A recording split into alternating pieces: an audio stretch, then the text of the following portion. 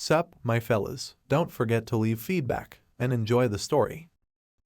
In front of us is a sawmill, two people standing on a cliff, apparently a father and son. The father asks the son what he thinks, what dignity is most important for the Lord. Our hero asked if this could be generosity, but my father only said that this was not a bad answer, but still the main quality is a kind heart. The man's name was Richard Folentia, Lord of Leshill. The son didn't understand what he was talking about, but father said that the dignity a lord should have depends on the situation, a friend, a family member, and sometimes even a villain. Lords should always be able to play a lot of different people, and if you try in each of the possible situations, you can form a connection with any person. However, while they were chatting, at the same time, a certain person came running and said that he had something to say. The Lord understood what he was asking, so at the same time, he asked to move away from him, and then immediately got into a stance and began to use a certain spell. Our hero knew exactly what was going to happen, so in a few seconds a lot of skeletons were summoned. They gave off an ominous aura, but the skeletons somehow looked incredibly kind, so they happily went to work right away and they immediately started moving the logs. Our protagonist knew that his father could only use the extra labor force because of his own abilities. After all, my father is a great necromancer. Necromancers are those people, special magicians, who can use dark and black magic.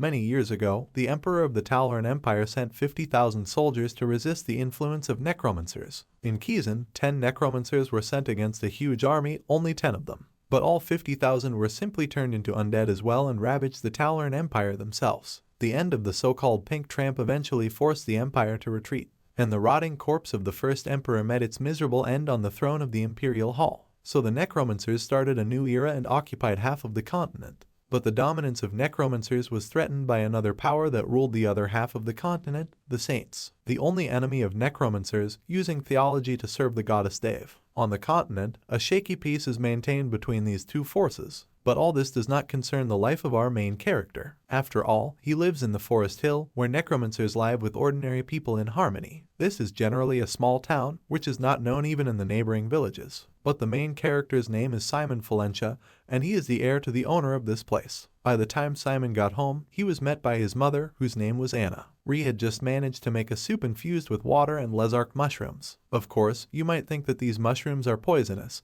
but Anna said that everything will be fine because with the help of her magic, she will make them edible. Simon couldn't believe that his mother could surprise him every time. He can't even understand how his father, an incredible necromancer, and his mother, who could have been a priest, even became a couple. However, at the same moment, Matishka still turned her son away from his thoughts and called him to eat at the table. As soon as our protagonist sat down at the table, he again began to watch the picture of his father devouring all the food in just 1 second. However, the main thing that bothered our protagonist was that his parents were living too harmoniously together as if they were still on their honeymoon. As soon as the door to our character's room was closed, as soon as he wished everyone good night, a letter flew in his face. It was quite painful. What is it? Right at this moment, a certain girl was lying in front of him, clearly attracting attention. But instead of asking her about everything, Simon just walked over to his bed. Of course, the girl was not happy with this. She asked to stop ignoring her and immediately move on to the conversation. As soon as our protagonist decided to talk to her, that the girl started introducing herself, he said that she had come to see him, Simon Folentia himself. How does the girl even know that name? But as soon as the girl started talking, her parents came into the room. Of course, the girl was very happy to meet. She immediately called the names of her parents, and her parents knew her name, Nephthys. Immediately, Richard lifted Nephthys into his arms and began twirling her around as if she were his second daughter. However, Nephthys was immediately staged and presented as the legendary Nephthys Archbold. At the same time, our protagonist was covered in sweat, because if this name really belongs to this girl, then this means that this is the same Nephthys, the main reason why the Emperor of the Talhorn Empire turned into a corpse puppet, and also a witch who has lived on Earth for more than 300 years. At the same time, the girl began to say that she was actually the great and terrible one, so our main character had no choice but to open this letter and read that he was invited to Kizen. As soon as Nephthys said this with a satisfied face, she immediately flew out through the window. Everyone was a little confused, but our hero's father asked to see this letter. Simon immediately asked his father to read it, so it was read that by special admission, Simon Folentia would be invited to the school or the Dark Alliance Center in Necromancer General Headquarters,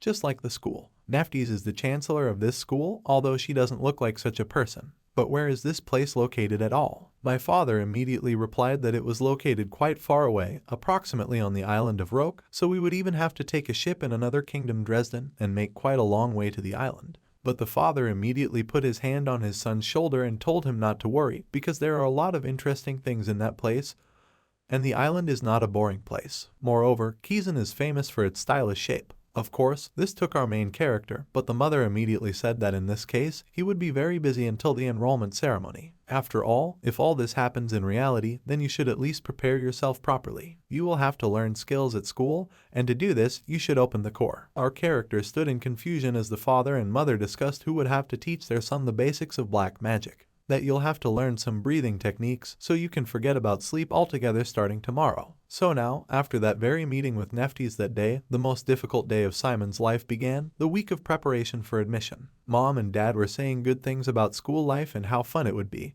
but the sudden arrival of invitations to school seemed to worry everyone. At one point, however, the kernel was opened. Simon didn't sleep 3 days a week while he formed the core with his father's magic. In the remaining days, he studied breathing and took his father's blitz course on black magic. A week later, he is a boy who has spent his entire life in a small forest and finally sets out on his journey. My mother, of course, was very upset about this, but there was nothing else to do. Our protagonist did not rest during the journey either. He remembered his father's words about how to still manage his mana and core. He remembered that he had to channel the magic power needed in the space around him into his body and slowly start adjusting his mana. Then you had to push it through your core and that was it. Only then could you feel the mana getting stronger inside your body. This sensation should be directed to the tips of your fingers. Of course, all this turned out for our hero, because his father said that this is the main power of Necromancer's darkness. This is the main difference between a Necromancer and an ordinary magician. After all, mana is something similar to gas, which makes it able to dissolve in air, and also reduces the density. Darkness, on the contrary, is more similar to a solid or liquid body. For this reason it is easy to use and change its shape. So if Simon can still learn how to use these properties of darkness, he can create any shape he wants. People who train their power in the dark base are called teams. Given that our main character won't have much time right now, it's better to just focus on the basics of putting darkness into the core. Once these words were said, our character kept shaping the core over and over again.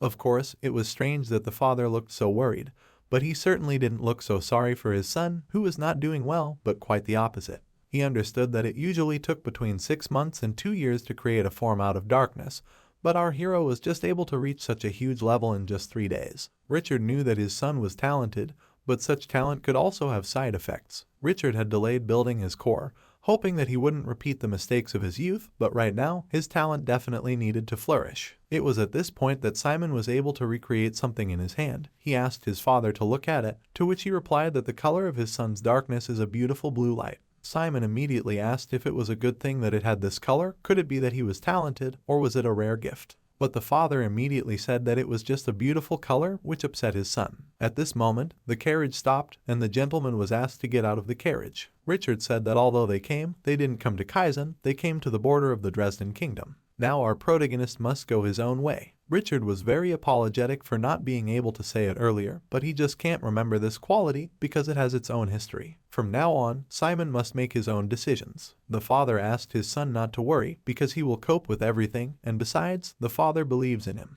The carriage left immediately, and I could only hope that everything would be all right with my father. By the time the coachman said they were there again, they finally arrived a week later in the kingdom of Dresden, Langenstein. Our main protagonist could not believe that such a huge city even exists, that you need to be more careful. However, he needed to get to 239 Camel Road, which is exactly where the guide is waiting for him. But where is it anyway? At the same time, he turned to one of the women in front of him. The lady immediately turned around, and you could see that her eye had fallen out of its socket, which scared Simon very much. He immediately started shaking. The girl immediately looked at the map with her own eye and pointed her finger at a certain huge area that would be one of the attractions of Langenstein. Simon immediately thanked the lady and then set off on his way. A certain girl was already very much waiting for someone, but our character again got into a certain and very uncomfortable situation. He was surrounded by many people, which could mean that he would arrive in Kizen a little later. An hour before that, our protest was looking at people and asking about their path, so at one point a man with a shaved head came up to Simon and said that he saw him off, but this time he lost our hero, so he went in search of him. They immediately shook hands. The guide took our main character to an alley, saying that there are people in these alleys who like to cash in on tourists. However, Simon immediately said that this was exactly what they wanted to cash in on. The man immediately started saying that he didn't understand what our hero was talking about at all. So Simon immediately said that the man looked down and around very strangely, that he was always checking his pocket, which probably contained a dagger. And most likely, he doesn't even know that he chose the name of the goat from his city. The bald pickpocket immediately started shouting and saying that then he didn't understand why they had followed him in the first place. He immediately took out a knife and began to turn out his pockets because our hero was surrounded on all sides. But at the same moment, our main character said that he refused. People around him started saying that the kid probably didn't understand anything. Immediately they came at him with knives, but Simon dodged and grabbed the offender by the arm and said that before he had met the same as them, scum wandering among normal and good people, and then tore them apart. His duty as a descendant of landowners is to deal with such garbage as they do. At the same time, a lot of people came out of the Bin's home, which made it clear to Simon once again that he would arrive at the place later. However, just as he thought about it, a certain girl showed up and said that she had finally found the person she said she had.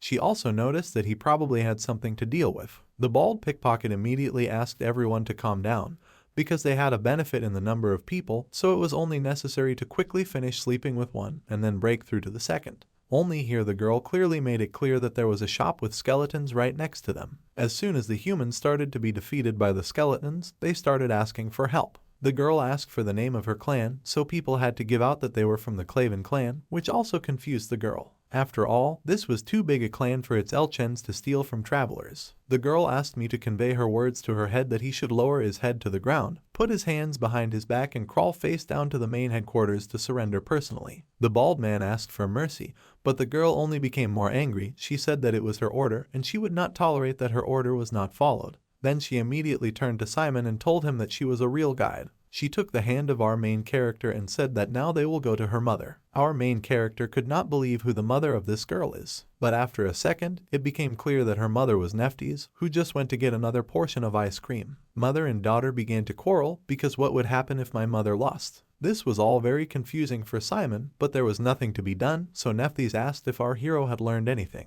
As soon as she said that, our character took out his flame, which surprised both of them. It had been a long time since they had seen a dark shade of blue, and even with mana stats. It was at this point that Nephthys asked Lorraine to guide the new student to the school while the best witch herself went to serve her ice cream. At the same time, Lorraine introduced herself. Like Lorraine Archbold, she's also a student at Kizen and now they're going shopping. At the same time, as soon as they were both outside the store, Lorraine asked if our protagonist knew the best moment of the entire school year. After all, if not, then it's just buying clothes, books, and everything stronger for school. You should just enjoy it properly. First, you'll need to follow Lorraine and buy a lot of textbooks. Many textbooks were heavy, incomprehensible in design, and there were really a lot of them. But is it really all for 1 year? But Lorraine just smiled and said that all these books were going to be learned in the first semester, and now it was not necessary to include slab at all and it was worth continuing to catch books. Of course, despite the absurdity of the situation, Simon liked so many people and he was looking forward to the school year. However, as soon as he started to move away from his books, he noticed that a certain girl was hanging around him who almost collided with our character. Our Simon managed to react and immediately stop,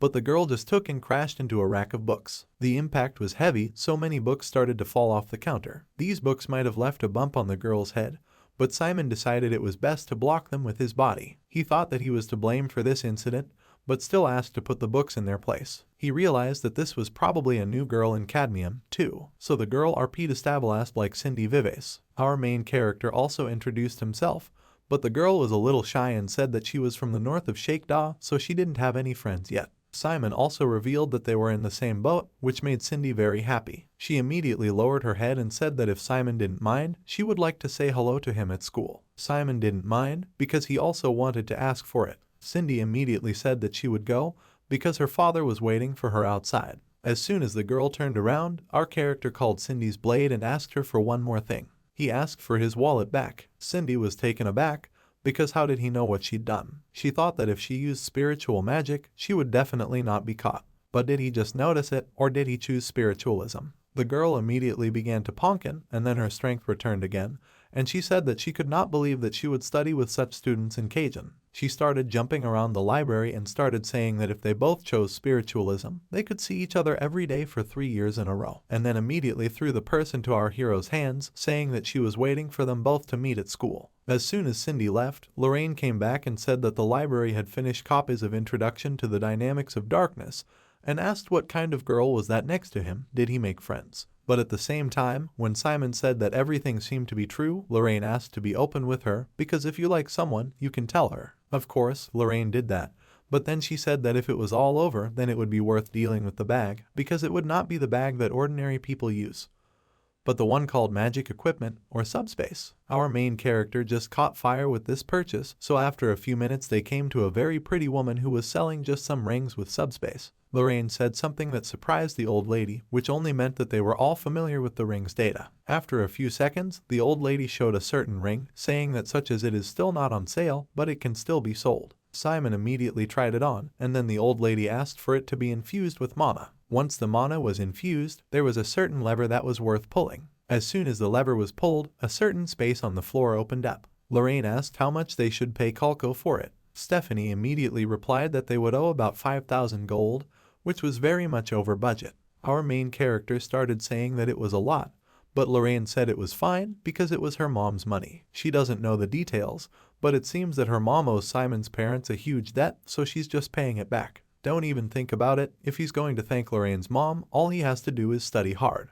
At this point, both characters went outside and Lorraine offered to have a little fun, which is also included in their graph. Of course, at this point they began to have a conversation. They visited attraction after attraction and ended up at the thousands of lights that are turned on every year. Lorraine believed that her new friend would be able to cope in a new place. By then, Lorraine and Simon were sitting at the table in front of us. Lorraine was surprised that her new friend was as straight-faced at the table as any nobleman. But our protagonist said that all this was taught to him by his father. Of course, Lorraine immediately said that this was very good, and so that he would understand that only 30% of the students are ordinary people. But still, Kizen is built on a system of equality, so are there any questions about the first day of training? Simon immediately decided to ask about that girl from the library, because they were talking about profiles, so Lorraine immediately started saying that the first semester of the first year would be 9 years. Starting from the second semester, you can choose only those disciplines that you want to attend, but when you move to the second year, you will need to choose a profile. It is on this principle that you should choose your future employment.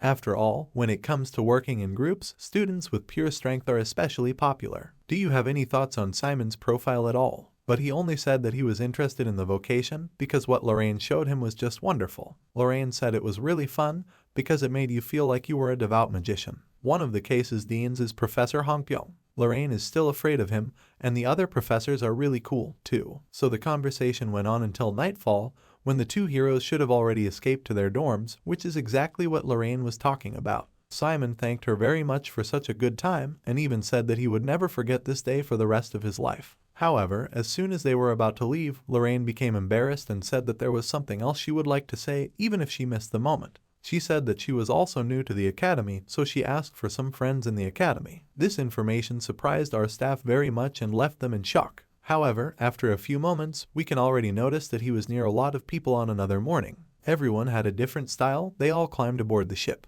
But what's going on anyway? Why did so many people look at each other in this way? Why did anyone complain about anything at all? A certain man who introduced himself as Lucius Carroll, heir to the Countship of Dresden, is not the first on the list. However, this person was asked to step aside and was told that he was not on the list of eligible people. At the same time, this Lucius was about to hit the elf, but Simon stopped him. The nobleman couldn't understand what they were doing to him at all, but our protagonist only tightened his grip. An old man named Sillage appeared. The professor asked the guy to name his last words, but Lucius started to say that the list was not very correct and asked him to call Nefties. But at the same time, the professor waved his hand and went back to the ship. Simon looked at him, but the professor asked him not to worry because that guy would still be breathing by the time everyone had already taken their seats on the ship. The professor was able to show everyone his aura, but how did this ship even float to the meeting place? We'll have to back up to get out to sea. But just as everyone was starting to wonder, a huge whale jumped out of the sea and swallowed the ship. It was an underwater undead that worships only the order of Kizen,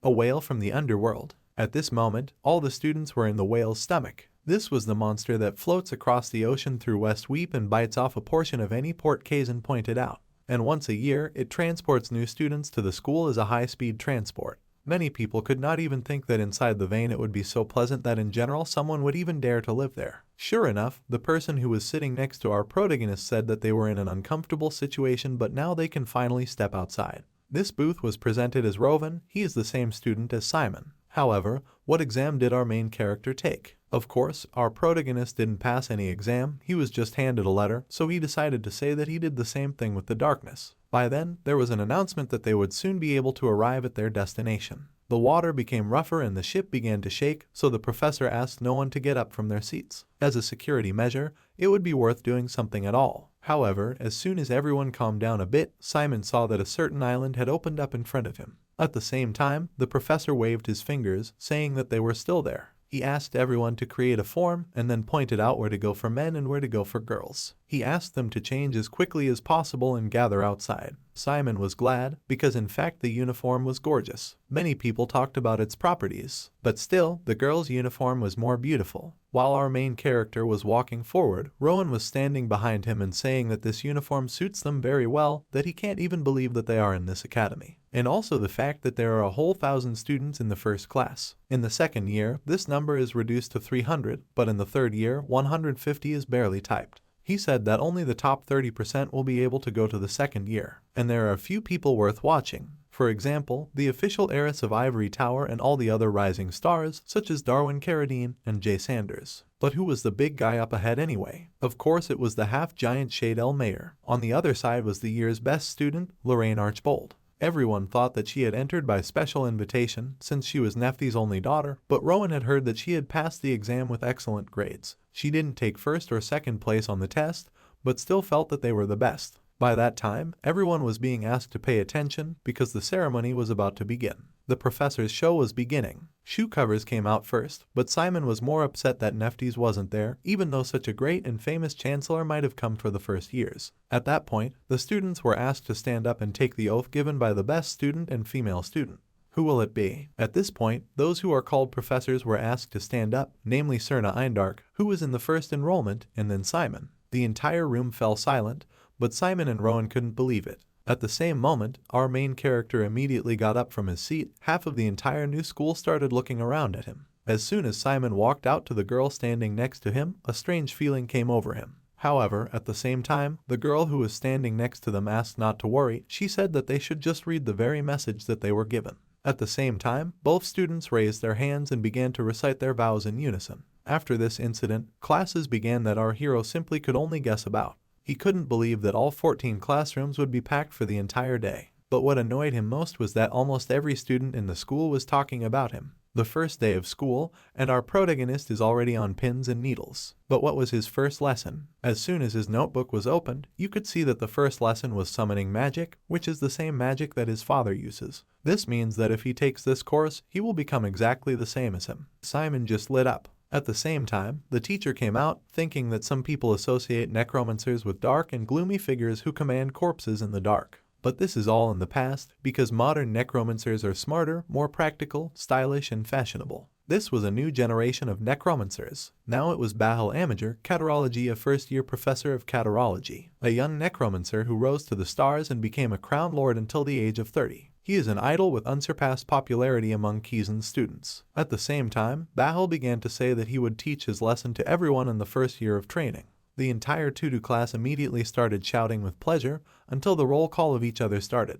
Bahal said that since everyone sees each other for the first time, when they say someone's name, they will need to get up from their seats. At the same time, there was the audience imposed on James Vikitoria. The girl was very happy. She immediately got up from her seat and started shouting that she would like to become just like her teacher. 1-year-old Bahal asked her to hold back the horses for a while, and then introduce herself as if she was telling her friends all this and not her teacher. Levishka immediately introduced herself, so Simon was next, and everyone looked at him with envy. Of course, the roll call ended pretty quickly, and Bahal thought everyone was just adorable, so that was the reason to start the lesson. He asked why they were even learning his lesson. Can anyone define a curse at all? James Victoria raised her hand and started saying that a curse is a type of dark magic that supports the caster's strength and weakens the opponent. Of course, Bahal praised. He said that some students wouldn't be able to imagine it after hearing only weaken the opponent, so Bahal decided to give an example. He said that there are 2 knights with similar powers and skills. They start exchanging punch after punch, pulling each other out along the way. They have already done 20 strikes each, but no one has given up, and at that moment one of them starts shouting loudly, looking at the other knight with a bloodthirsty look. That warrior turned pale and shuddered, so that at last the enemy's sword passes over his enemy's shoulder and he begins to bleed and tremble. The knight tries to take advantage of his chance to win. He corners the opponent and punches them in the legs to prevent them from moving, throws sand in their eyes and hits their helmet with knives to fight back. In Odin, the moment becomes really violent and the head of one of the knights flies off his shoulders. At the same time, Baal turned to his class and asked if they understood that even a primitive fight is a series of actions that weaken the opponent in order to get closer to victory step by step. Now it was necessary to demonstrate how ordinary mid-level necromancers fought. On the board was a drawing of a person to be defeated by the necromancer. After a split cheekbone, for some reason, a person was crossed out. The whole class just exploded in surprise, and Baal began to say that the curse has the simplest structure among various spells because another feature is fast application. In addition, it is effective, so you can shake the opponent without making much effort. At the same time, Shoe Covers came up to one of the students and used a curse on him.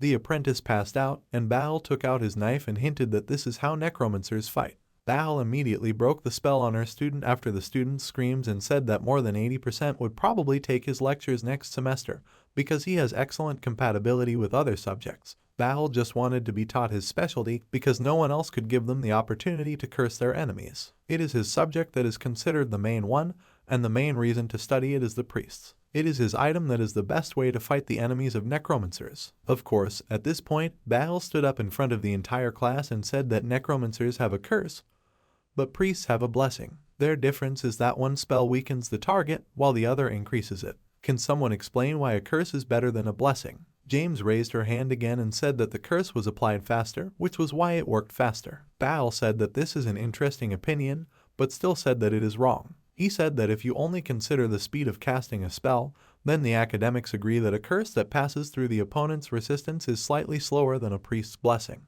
But can anyone else give it a try? At the same moment, Hector Moore raised his hand. He said that there is practically no one who can correct their weakness through training. Baal asked for his name again, so as soon as Hector reminded him, Baal promised to remember it and said that he said it correctly because weakening spells can't be removed with training. All of them are trained assuming that they are in normal condition, and the evaluation of the tip depends on the quality of their application. So, taking into account all external factors, they are simply under their own control. People are more sensitive than they look. Baal said that they can break even from the slightest changes, so in other words, it is not necessary to cut off the arm of the archer who is aiming at them to win. You can simply worsen his vision with the help of an eye disease, or make him nervous, turn his head, disrupt the sense of distance or distract attention with another goal. You can even avoid getting hit by an arrow that flies at you. Baal said that necromancers have a huge amount that can degrade the target's condition. After all, when someone has a stomach ache or is just tired, how many people are willing to train just to resist it? Of course, almost not at all, because many people would just make themselves a day off. Baal asked everyone to think about how to weaken the enemy, not how to strengthen themselves. So, since everything is ready, the professor asked to bring their study guide to the room. As soon as a certain book and plant were entered, Simon was shocked that they would do it from the first lesson. Of course, Baal continued to talk about what for a disciple of Kizen it was rather embarrassing to use a correction device, but this was their first class, so there was nothing they could do. This was all according to the protagonist's self-assessment, but there was nothing else to do, so just ask the shoe covers to start designing from the point of exhaustion. It was necessary to grasp the handles of the device and squeeze your darkness into mold. The key to a successful magic circle was how perfectly the first word of the rune could be created. Simply put, runes are a magical power. When someone draws rune words with the help of darkness, you can put magical properties into them. So now that the circle was formed, it needed to be lifted up. Simon did just that. He thought that he had succeeded, but after a moment, as soon as he noticed what the other students were also doing, his circle just spilled out on the table. Baal said that if this was the case, it was likely that the disciple had not cleared his mana circle in this way, so it was necessary to try until the circle remained in the air. Each of the students had to damage the flower with a correction device. It was necessary to aim precisely at him and only then everything changed. At this point, many students could cope with this task over and over again, but not our character. Baal said that of course he sees the difference between students. He said that if someone succeeds, then you need to repeat the spell faster to create a circle as best as possible. However, why does our hero do nothing at all? What does he do wrong? He has plenty of mana, so it's worth trying exactly the way Nephthys and Lorraine advised him to. He realized that he would not immediately send mana to the core, but simply gather as much of it as he could. At the same time, he introduced all the things that he was taught and a second later activated everything on the flower. Of course, the flower shrank. Tomorrow alone I didn't like it. At this point, Baal said that practice was ending, so if someone didn't even make it, then it's worth practicing when he returns to the dorm. At the same time, Baal even said that they would put it all into practice because this class even has the right specially invited student.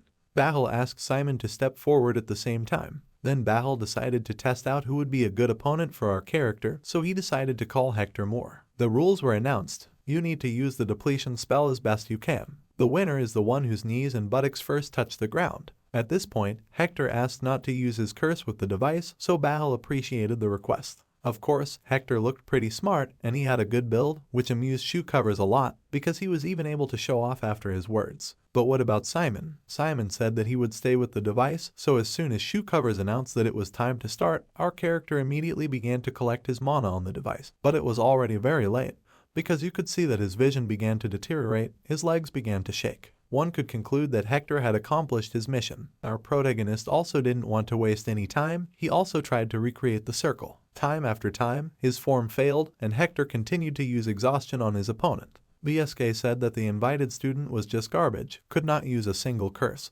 but Hector continued to sneer and say that if he did not want to give up, he would be forced to show the end. Baal looked at all this and knew that Hector was a valuable student. He will be exactly the one who survives to the 3rd year. On the other side was Simon, who had no training, no basic knowledge of dark magic, let alone a real expert in combat. Why did Nephthys choose him in the first place? After all, number 1, 2, 3, and 4 were invited. They didn't pass the difficult exam and they should be the talents of the century, especially number 1. They were always personally chosen by Nephthys and they always became outstanding figures in their field. But now the Shoe Covers cannot notice something pronounced in the actions of our main character. It was an ordinary student who withstood just a lot of curses. At one point, however, it was apparent that Simon was able to raise his magic circle and cast exhaustion. So as soon as the exhaustion hit Hector, he immediately fell to the ground. He couldn't believe the exhaustion could be so severe, he hadn't even felt this way before. However, Hector believed that he couldn't lose. He said that he would definitely finish off his opponent and then used another curse. Of course, Baal said that the fight was over and Hector was the winner. He said they would meet again. When the lesson was also over, the professor was approached by a girl who asked to answer her question, but Baal only replied that he could answer the ambassador of lessons in the office. But he really thought that he couldn't waste his time with such a girl, because now he saw Simon's curse, which was better than all the praise. He was definitely interested in our main character. Such a genius should definitely devote himself to his subject. By that time, you could see that all the students were resting on the playground, and our protagonist was very depressed and looked tired. However, his friend said that this is most likely due not only to the fact that Simon is the best student in Nephthys' assessment, but also for the reason that every professor and students are fighting and have competition. Every professor gets penalized because his student did a bad job or something like that. But if academic performance increases, then the influence also grows up. Named for this reason, all professors try to pick up good students. This is the reason why our Simon was called every time. Everyone just wanted to test his skills and abilities. And the girl who is called Simon's rival is also called Maylene Willen. She's the best in the class and the best among the first years, so it's easy to find out what you're like by talking to her and testing yourself. All the professors were confused. They thought that Simon was just incredible, but he turned out to be an ordinary student. At the same time, our character asked for forgiveness and also thanked his interlocutor, but who is he? At the same time, the guy immediately started shouting and saying that he was Richard Highward, that they even introduced themselves in the same class. However, how does a student who was considered simply incredible feel in general, but in fact turned out to be ordinary? However, Simon didn't think there was anything wrong with that, since he had really just spent all his stamina in Professor Shoecover's class. Richard thought it was creepy, but our protagonist said it was a lot of fun. He said that even though it was very difficult, it was actually fun. Richard immediately went over to Simon and told him that he was weird and that there was a serious problem. He said that Hector is creating his own private group. Not only did he perform well, but he was also quite popular with the children of the nobility. Our hero said that he wasn't very interested, to which Richard said that he needed to get ready, because politics and wagging are also important among students. What will happen when someone gets under Hector's influence? But our Simon interrupted him and asked him why he had come to see him instead of Hector. But Richard confessed that he was just a commoner from a merchant's family. Simon said there was nothing wrong with that. But Richard said again that there were still some kids who felt it was their duty to show off their status. So Richard asked me to join his group. In other words, he believes that Simon is simply hiding his talents. Our hero immediately got up from his chair and said that he was not sure about the closed group, but about becoming friends. You can think about it.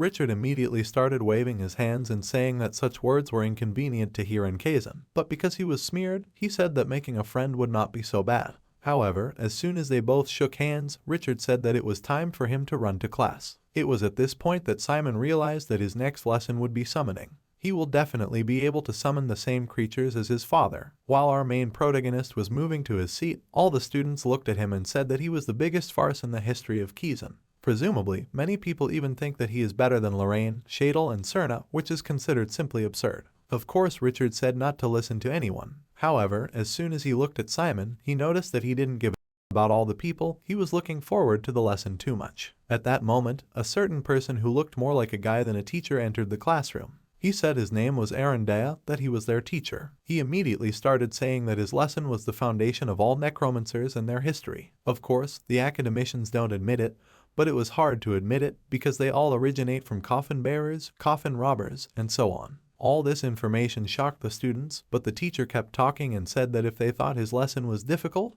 they were right. Of course, the teacher said that there are other metas, like excellent specializations, that should be taken up, but he is against such speeches. Everyone had to know the pros and cons of their subject. He said that the first disadvantage is that it is very expensive. You can't live without materials because they just can't kill people or animals for nothing. For this reason, they spend more than they get in return. The second disadvantage is that this item is highly dependent on creatures. After all, if you think about it that way, it's the creatures that you fight with. When they are destroyed, the summoner's power is reduced to 0. However, what's going to happen now that I'm using half-dead undead instead of bones? Of course, you take incredible financial damage. The third disadvantage is the fight with the priests, which is why summoning is not suitable for battle. The times when this discipline could realize itself and its full potential were during the World War. During a full-scale battle, summoners could obtain an infinite amount of undead crafting materials. But after the peace treaty, modern wars are carried out with the help of small isolated battles. This branch is simply weak, because one linked spell can defeat an entire army of undead. Jane held up her hand, wanting to ask about the pros, but the teacher only said that he didn't seem to be allowed to ask questions. But he still exhaled and said that it has strengths, like the number, use of tactics, and help from summoned creatures. To take this subject in the second semester, or not, to decide the students, but it was worth dreaming, only that it is not necessary to meddle in this case if you do not have the courage. If someone is going to cry, whine, and despair, or wants to ask a teacher to change their profile after the second year because of finances, or something else, then you can simply not think about getting a specialization with such an attitude. The teacher said that he would just exclude people who did so. At this point, all the students were provided with ratman bones. They had a similar person to humans, but it was the ratmen who were cheaper and simpler than humans. Most beginners in this field start with them. So once everyone was ready, everyone looked at the diagram from the board, then it was time to start. The teacher said that inside each skull there was a magic circle where magic had to be infused. However, the teacher didn't finish speaking, so he saw that the students were already terrified that the skeletons were already activated.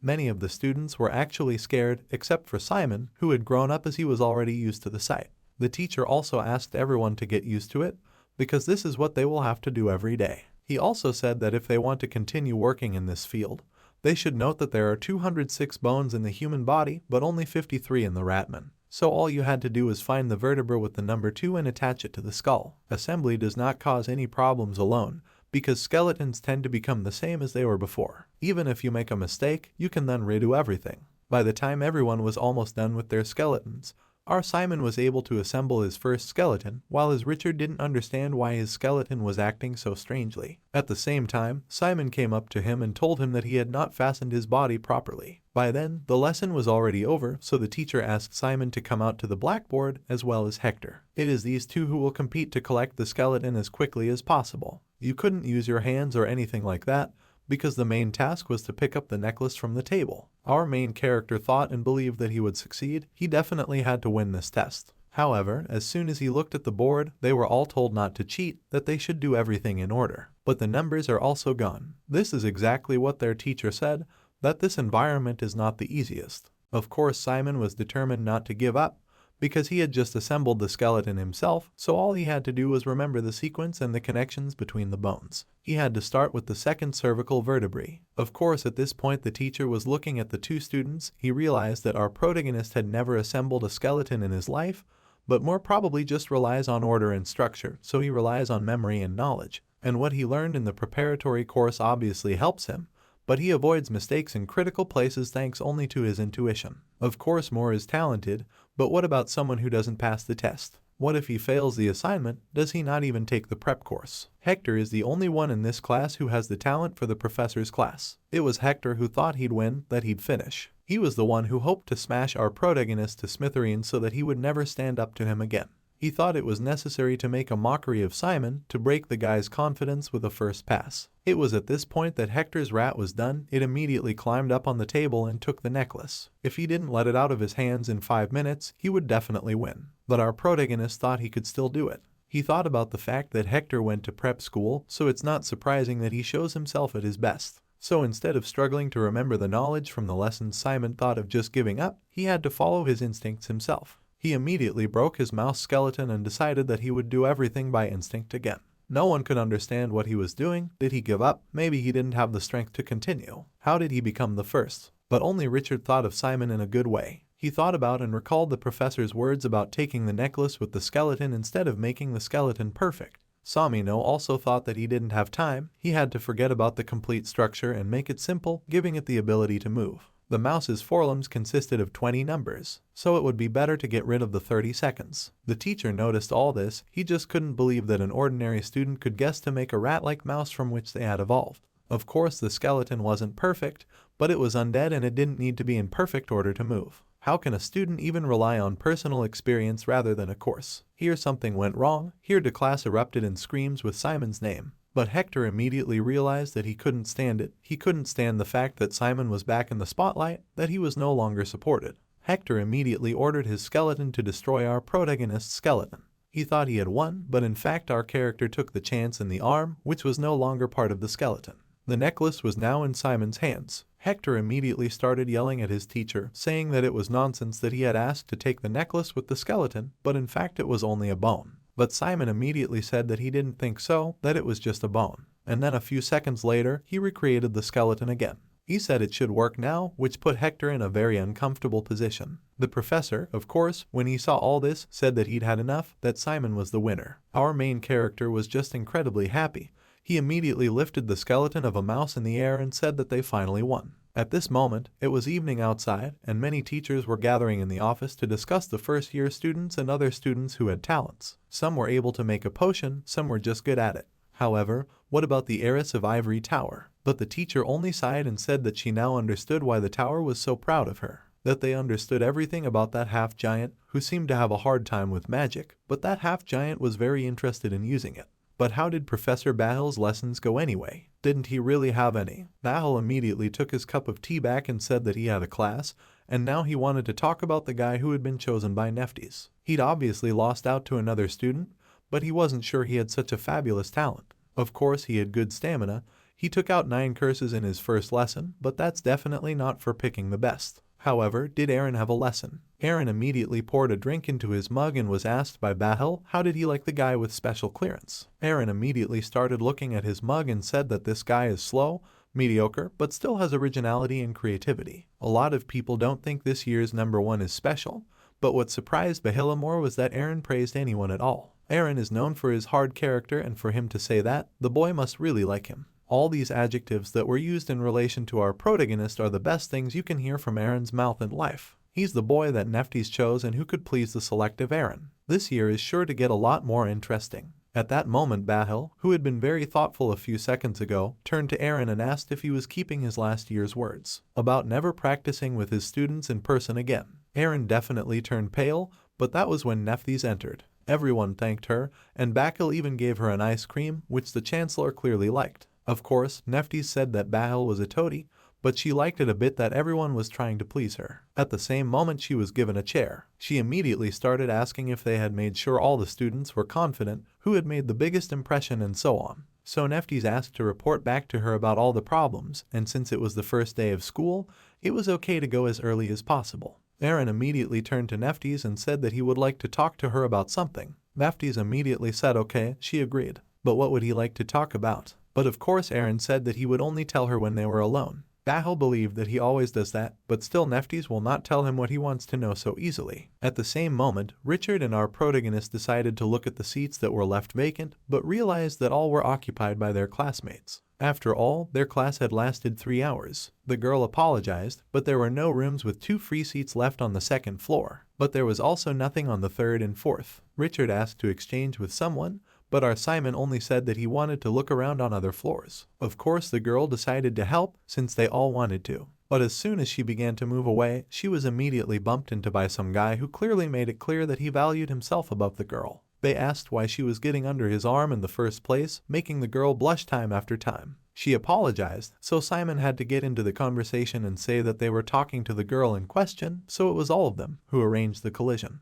Richard also muttered something about them getting in the way and crashing on purpose. At that moment, the students realized that in front of them was the guy with the first special admission, who had taken the oath for the ceremony, so they immediately ran away. Of course, the left-handed girl at that very second, with a smile on her face, asked them to pass on. She said that there was actually a room with 2 vacancies on the 4th floor. It's pretty nice, and it's close to the plate. Of course, the girl said that there were already some students in 409. She was excited, but the girl said that there was one Kizen Edward in room 409. He was last year, so he just couldn't make it to the second year. The girl even heard that he had some problems, so she had to start from the beginning. The caretaker immediately asked to come closer to her and told her that her former roommates had asked to switch rooms with someone. They had bruises on their eyes and so on. Richard asked to actually change their minds, but Simon said they should at least say hello. As soon as they entered the room, our character approached the bunk and asked if they could move in. There was a kid staring at them. He had a scar on his eye, and judging by his reaction to the new people, he realized that there was a ceremony of sorts. He asked to be addressed to him without formality since he was also a first-timer. He said that he didn't know how long these two would be at this school,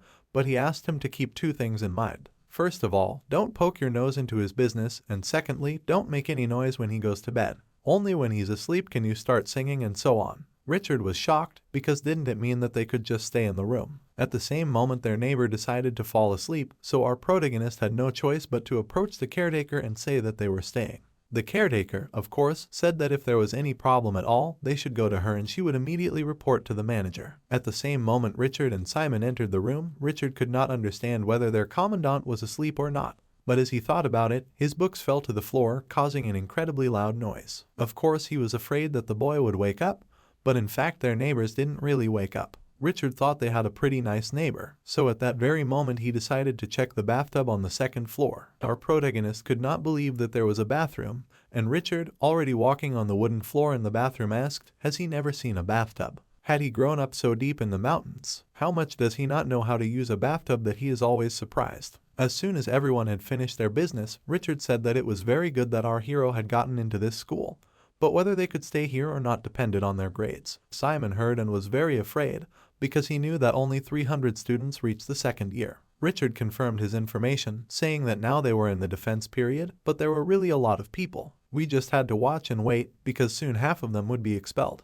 Of course, at that moment Richard said that professors are tied to the students. During this time, professors are not allowed to personally communicate with students, and exceptions are also forbidden. It's even forbidden to do harm. After this period is over, a great many are expelled. Someone who performed poorly, who didn't reach the top, who broke the rules, handed and cheated homework, and so on. Richard gave out an incredible amount of information. However, he assured that if you go down, you can become the leader of your sphere for perhaps an entire era of the continent.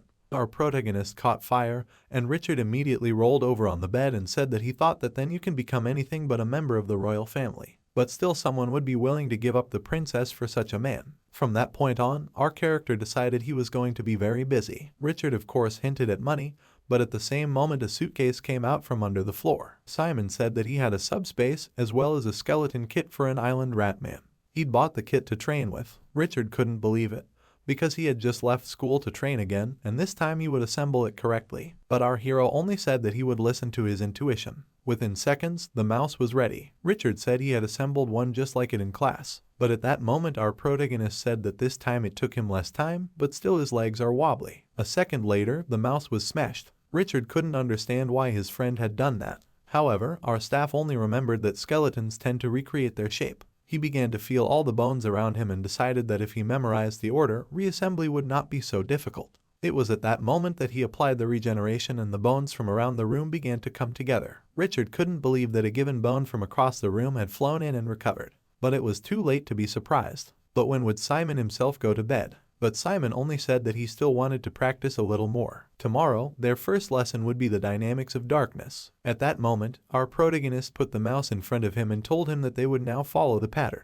He immediately began to connect the bones to make the knees scroll, because the bones should work like humans. But if you turn it the other way, it's these assembly formulas, the standards that necromancers have set over the years, that have come about through much trial and error and so on.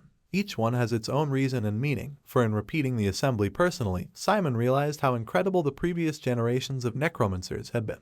It was at this point that he switched numbers 25 and 31. He realized that the mouse was not comfortable and began to put everything back together. He realized that there was always the most efficient option. How do we get to him any faster? Since everything was so complicated, he had to go through everything as thoroughly as possible. The skeletons his father had summoned to help the workers, as well as the skeletons Lorraine had used in the battle with that gang. What is he lacking compared to them? It is for this reason that our protagonist can't wait for the next lesson in any way. The next lesson has come. The teacher talks about how dynamics are very important. But what kind of miracle creates black magic in the first place? To answer this question, one must understand where the very flow of darkness, runes and mechanisms come from. It is the runic words that came from behind the eternal fire of the Temple of Del. At first, no one wondered why the torch never went out. But why? Because in those days, people didn't doubt the existence of God. But then one day they noticed that the ashes from the torch looked like symbols. People were shocked that behind a miracle like the usual eternal fire are simple words. That's how the runic language came to be. But the spellcasters and necromancers who discovered these ancient runic words made countless improvements to create modern runes. After this teaching, runic words became easier to understand. These two magic circles on the board are direct proof of that. After these words, quite a large amount of time had passed. The professor said that for the next lesson he would have a task. He asked to use the basis of the impossible to activate magic circle, which he showed in class, and improve it so that it would work. Many of the students came out, but Richard thought the dynamics were very complicated. It reminded him of his father's arithmetic lessons. But why do you need to know everything? Simon immediately said that of course he didn't understand more than half of it, but he really liked the way the professor described everything in order. Richard even realized that his friend probably liked it very much in Kizen. By that time all the students had gone outside because they had a lesson in magical fighting. Jane asked them to go forward and noticed that they were all being attacked by hippos. They surrounded all the guys, no one knew what to do. However, at the same moment the person who was sitting on the hippo said that Professor Hoppin was giving a lesson on the mountain today, so they would have to climb on the hippo. Richard immediately went up to our protagonist and told him that he was not surprised at what they had been told, because he had heard that there was a strange weirdo living on the mountain. However, is it even possible to ride hippos as riding animals? One of the students at this point started yelling that he wouldn't ride a hippo without a map. The guy on the hippo side and then climbed up high. He immediately jumped on top of the guy who started to arise and asked him how newcomers could be so But after a few seconds the students shouting stopped, so the half-bald man asked everyone to get on the hippos because they were running late. After a few seconds Richard and Simon climbed on the hippo, but a third student climbed on. A girl of rather short stature. Judging by the wings behind her, she was a succubus or something. After a few seconds, as the hippos began to run, many students just did not understand how to keep up with the running. All interfered with each other, but the guy said that it is better not to fall off them, for people just trampled.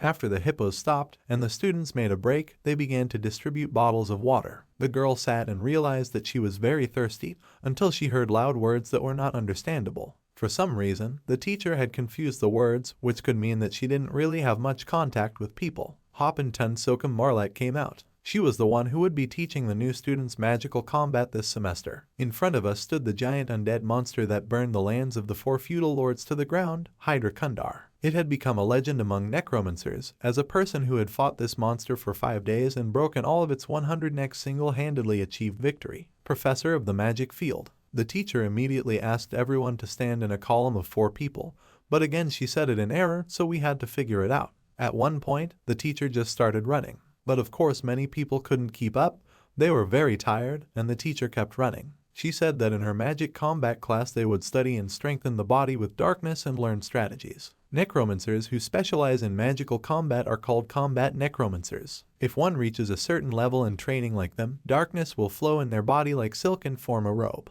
This is exactly the skill of all martial necromancers. At this point, the professor asked to go further, but warned that there were many trees further on. Our protagonist could not understand what it means to be talented in magical combat.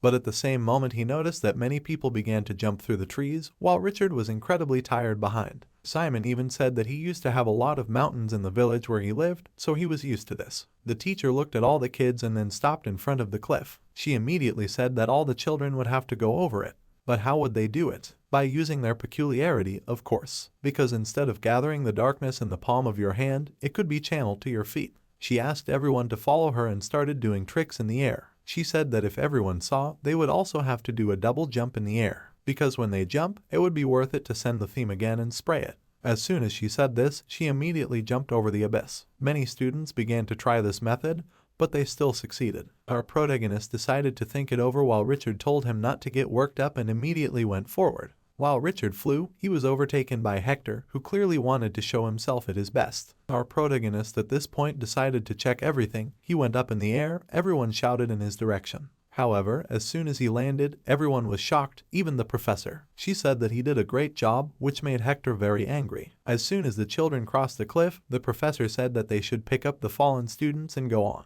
Of course, Richard asked to see one thing that our character could not guess. Richard showed us a list of students who should try to take group lessons. They would start next week, so he thought they should start preparing, and he had already found everyone's names, strength, and character on the list. Richard had said that they were starting next week, so he thought they'd better start preparing, and he'd already found everyone's names, strength, and character on the lists. But where he had found so much information, Richard decided to keep silent. Then our Simon realized that as long as he followed all the instructions of the teachers, Richard was able to find time to observe the social ones even during the lessons, studying everything about them, who and what they get along with and so on. But what does Richard himself have to say about all this? Richard immediately said that most of the students in their class were very experienced, very cool. But the girl who was with them on the hippo was the one who could be expelled as soon as the student protection period was over. Only 2 people couldn't jump over the chasm, and she's one of them. She's the one who's very shy and she's going to have a hard time. But as soon as Richard wanted to say something else, the professor immediately started to withdraw.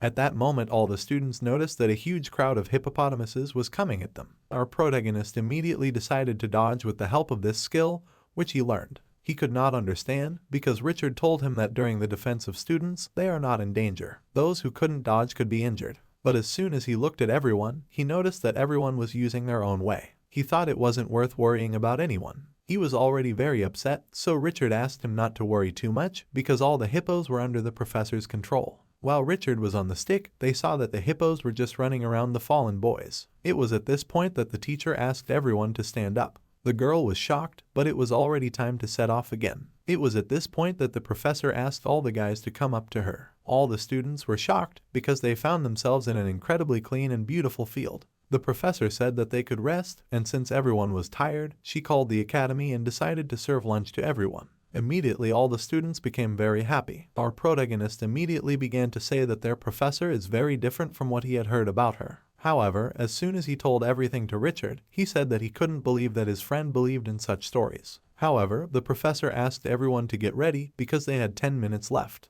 Only our character had a strange feeling that this was the beginning. It was. Many people immediately approached the professor, who asked them to let some darkness into their bodies. As soon as they let some in, they felt tired and sore. The professor said that everyone should get to the hill with the curse, and she would watch them as they got to the flag. But did the professor actually say that at all? Is it all legal? But at the same moment the professor made it clear that she wasn't kidding, she immediately ordered everyone to start. All the students, as soon as they started climbing the mountain, began to use everything that was under their feet and hands, whether it was rocks or just grass. Each step was incredibly difficult and dizzying, but it was nothing compared to the preparatory training.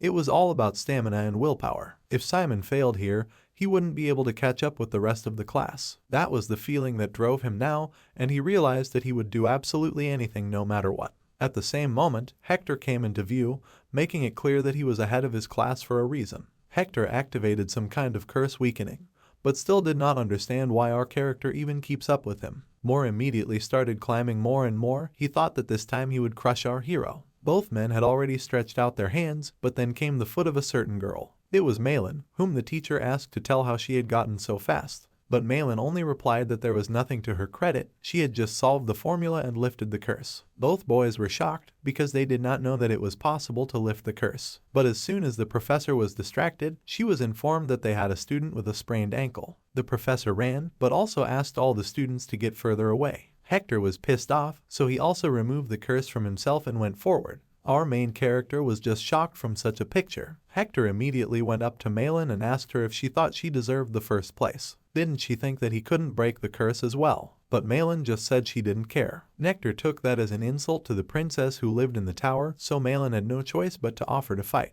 Hector said he would refuse, but still said he was telling the truth because professors don't grade them during the defense period. It's just important to show that you're doing well to get their attention. But what Malin ordered now would definitely take away her confidence in Hector. Malin immediately lost her temper. She asked if he was just upset because he came in second place. Why is he taking it out on her? But Hector immediately turned away and said he had no interest in her. By then, Simon had made it up the mountain in third place. Two people looked at him, but after a few minutes the rest of the students started to come up. Richard thought he was dead. He was so tired of everything. As soon as it was over, the professor came over and brought a cloth. She said that since everyone looked very tired, she had contacted Kizen and was allowed to use the teleportation circle. Everyone was overjoyed, so the teleportation of students started immediately. A lot of students came through. As soon as Simon teleported, it seemed strange to him because everything looked more like a hovel. But at the same moment the professor came over and asked him to sit down and said that there was actually an unknown modification to the magic circle. So she asked to examine it and found out that someone had added a formula to make it react to the darkness of a particular person. That particular person was Simon. So when the formula activated, it would have gone somewhere other than Kizen.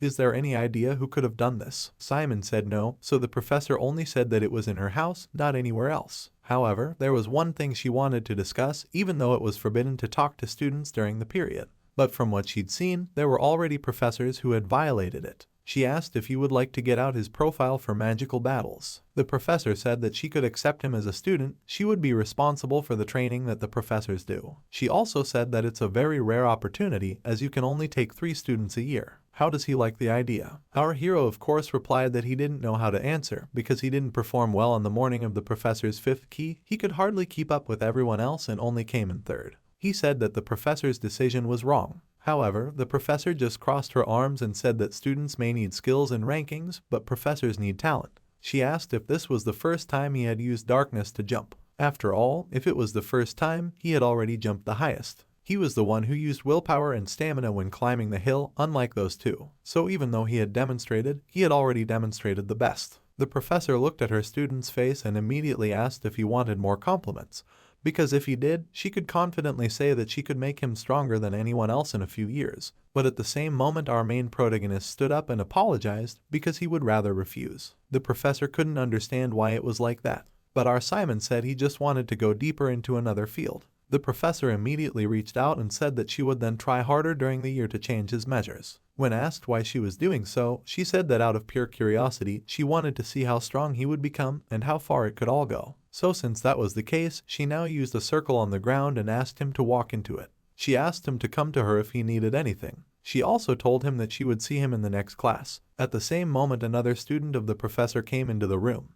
Who could not understand how Simon refused such an offer, he immediately asked to offer to become Hector's student. However, at that moment the girl said that she had seen many geniuses in Kizen, but had never met one like Simon. By that time it was already evening, many people were going to the bath, but why did our hero came so late? Of course Simon told everything, but Richard began to say that the unreal happened to him. When he teleported in the circle, his body was just the back of his head. And when he came to himself, he found himself in a completely incomprehensible place, more precisely in the office of Bahal. However, instead of talking about what Richard was thinking, Bahal made him scrub his office, but even so, Richard said that he could still hope to become Bahal's apprentice. Hector came up to him and asked him not to make fun of him. He was sure that Bahal would not take such a sloppy apprentice. But Richard did not react. He only asked Hector not to be sad that the professors were not looking at him all the time. Hector at the same moment asked him to stop joking.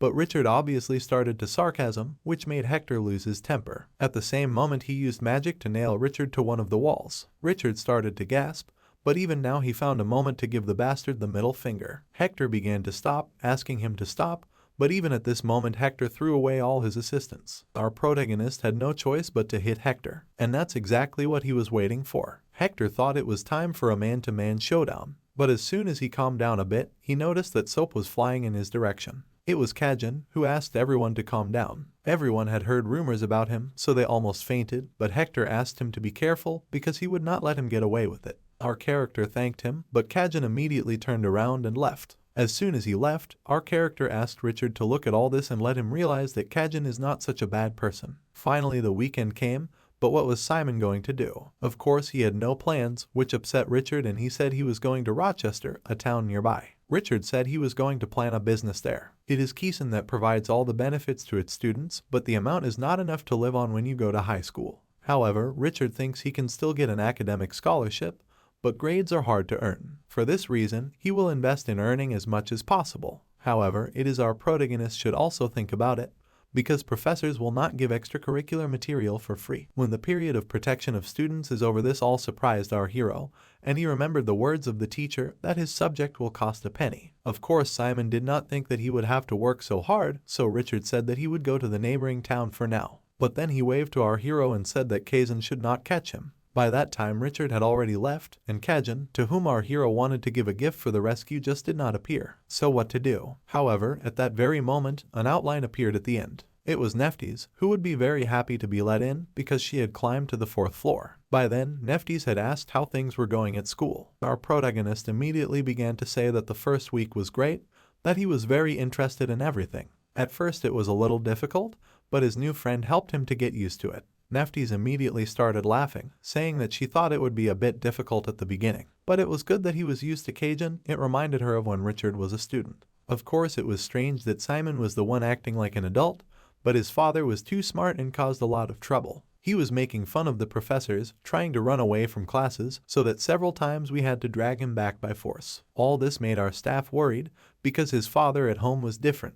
But Neftis immediately told us that he had flunked out in the 2nd year when he said that Kizen was too easy. Neftis had never had such a student, and she was also too young. However, at the same moment she stood up and said that Richard had just turned the whole island upside down. If you look closely, you can find his footprints. However, if it comes to that, then Neftis just leaves. As soon as she flew out the window, a letter flew out. Simon wanted to return it, but Neftis was gone, so he thought it was meant for him. At that moment, there was a map on the letter. But is this the treasure that Neftis was talking about? As soon as our protagonist walked to this place, he could not believe the picture. Is it exactly where he wanted to go? At this point, we could see that of course he wanted to go there, so the next day he was actually facing danger. Of course, he realized that he would not go back, because for the sake of this he was getting permission not to go back at night.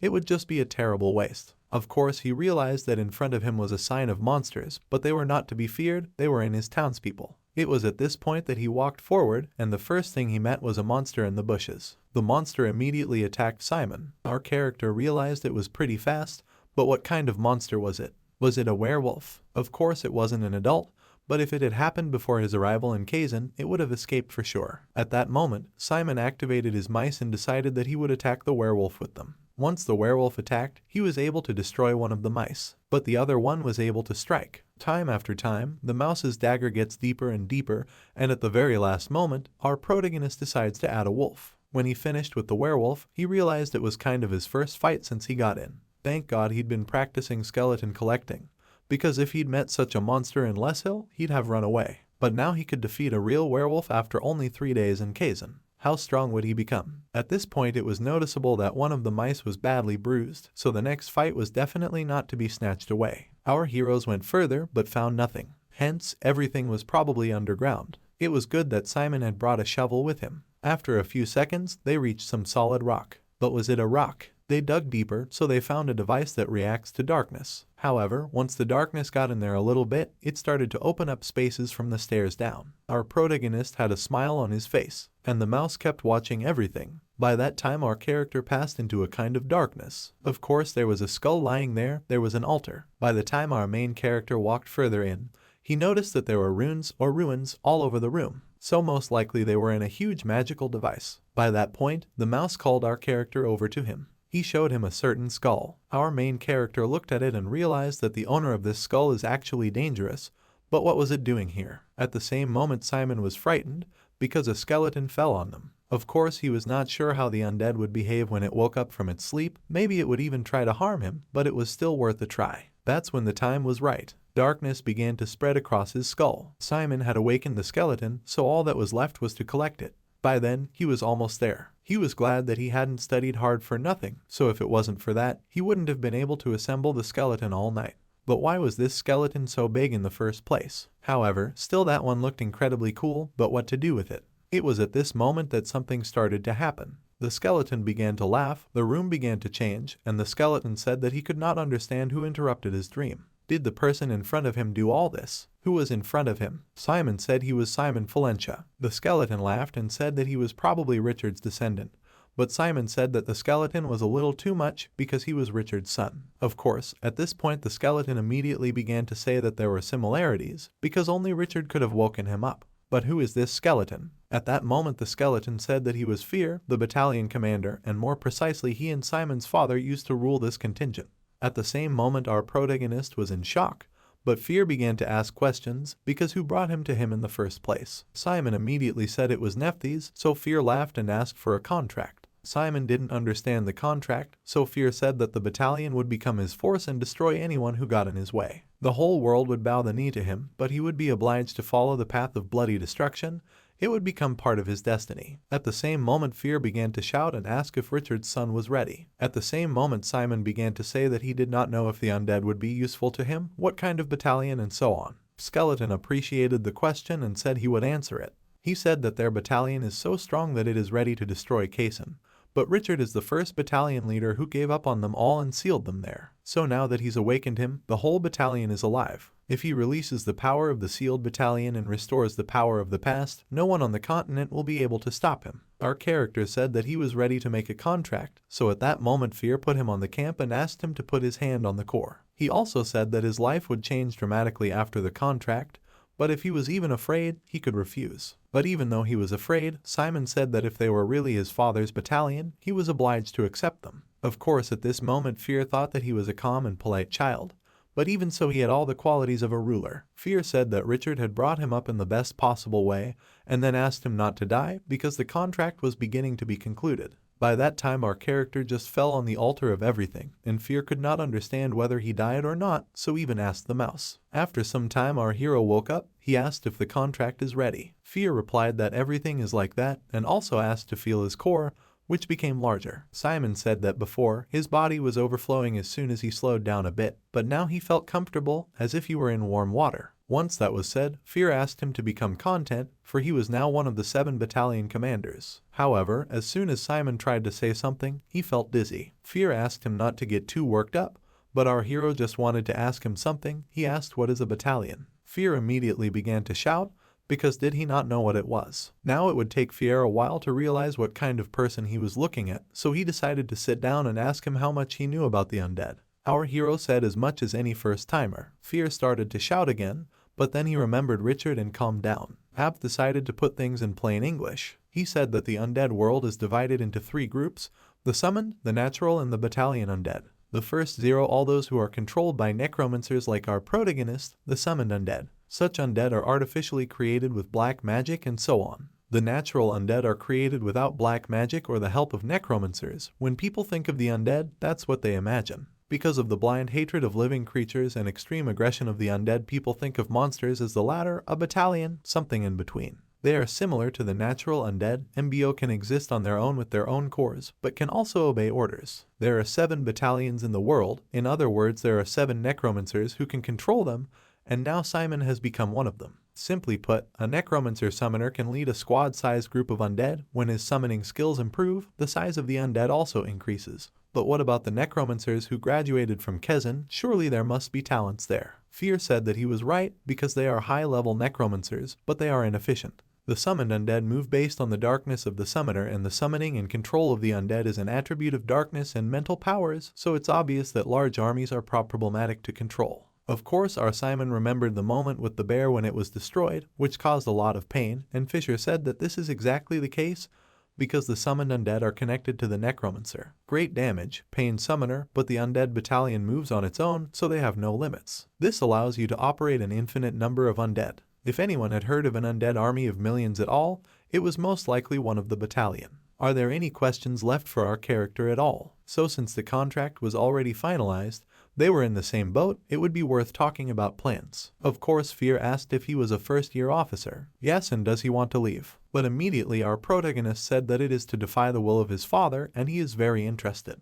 But what are the circumstances of the skeleton? At the same moment he said that there is a more important thing, because at the moment his battalion is an open enemy of necromancers. They are criminals, and it happened because of the crime of the commander, his father Richard. It was at this point that Richard's words that he was not allowed to visit one of the kingdoms were remembered. That committed a crime that does not forgive in the world of black magic, and his battalion also shoes in this crime. His father committed a crime, Richard loved a saint. Years of war between necromancers and saints then still continued, and even despite the times he gave his battalion orders to protect his love, namely to attack the necromancers who came to kill her. It was Fiera's battalion that committed many murders. This order remains valid even after the battalion is dissolved, so for this reason they can't go out in the open.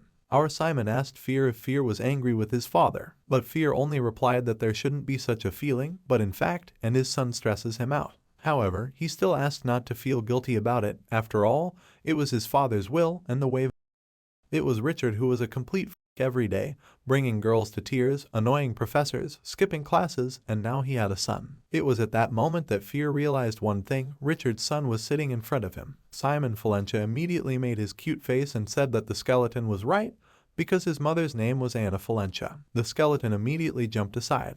At this point, the skeleton understands what situation he is in, because in front of him is a boy, the son of his friend, and at the same time Viva. How is this even possible? All these images immediately began to flash through the skeleton's mind. He will even start having bad dreams soon. The skeleton immediately fell to the ground and began rolling around like a child, while our protagonist told him not to worry because he couldn't wait to finally work with his new friend. But the skeleton made it clear that he definitely didn't like such jokes. He immediately squatted down and said that our main character couldn't be changed anyway, so he asked us to start talking. He said that from now on, all you have to do is choose a profile in the cauldron and get stronger, and that you can't tell anyone that you own a battalion. When asked why, Skeleton said that because Simon is not an outsider, but Richard's son, the older ones might not be angry at Simon just because of Richard himself. And more importantly, how do other necromancers react when they find out that a newbie in Kizen owns a battalion? However, did the skeleton think that stronger necromancers could just come after him? Fear immediately replied that his new master was thinking in the right way, but what did he decide? Simona immediately said that he should get stronger. The skeleton replied that he wasn't wrong this time either, so he would have to learn everything he could on Epiphany, then the battalion would regain its former strength. You also need to find a way to lead the battalion, despite the special circumstances.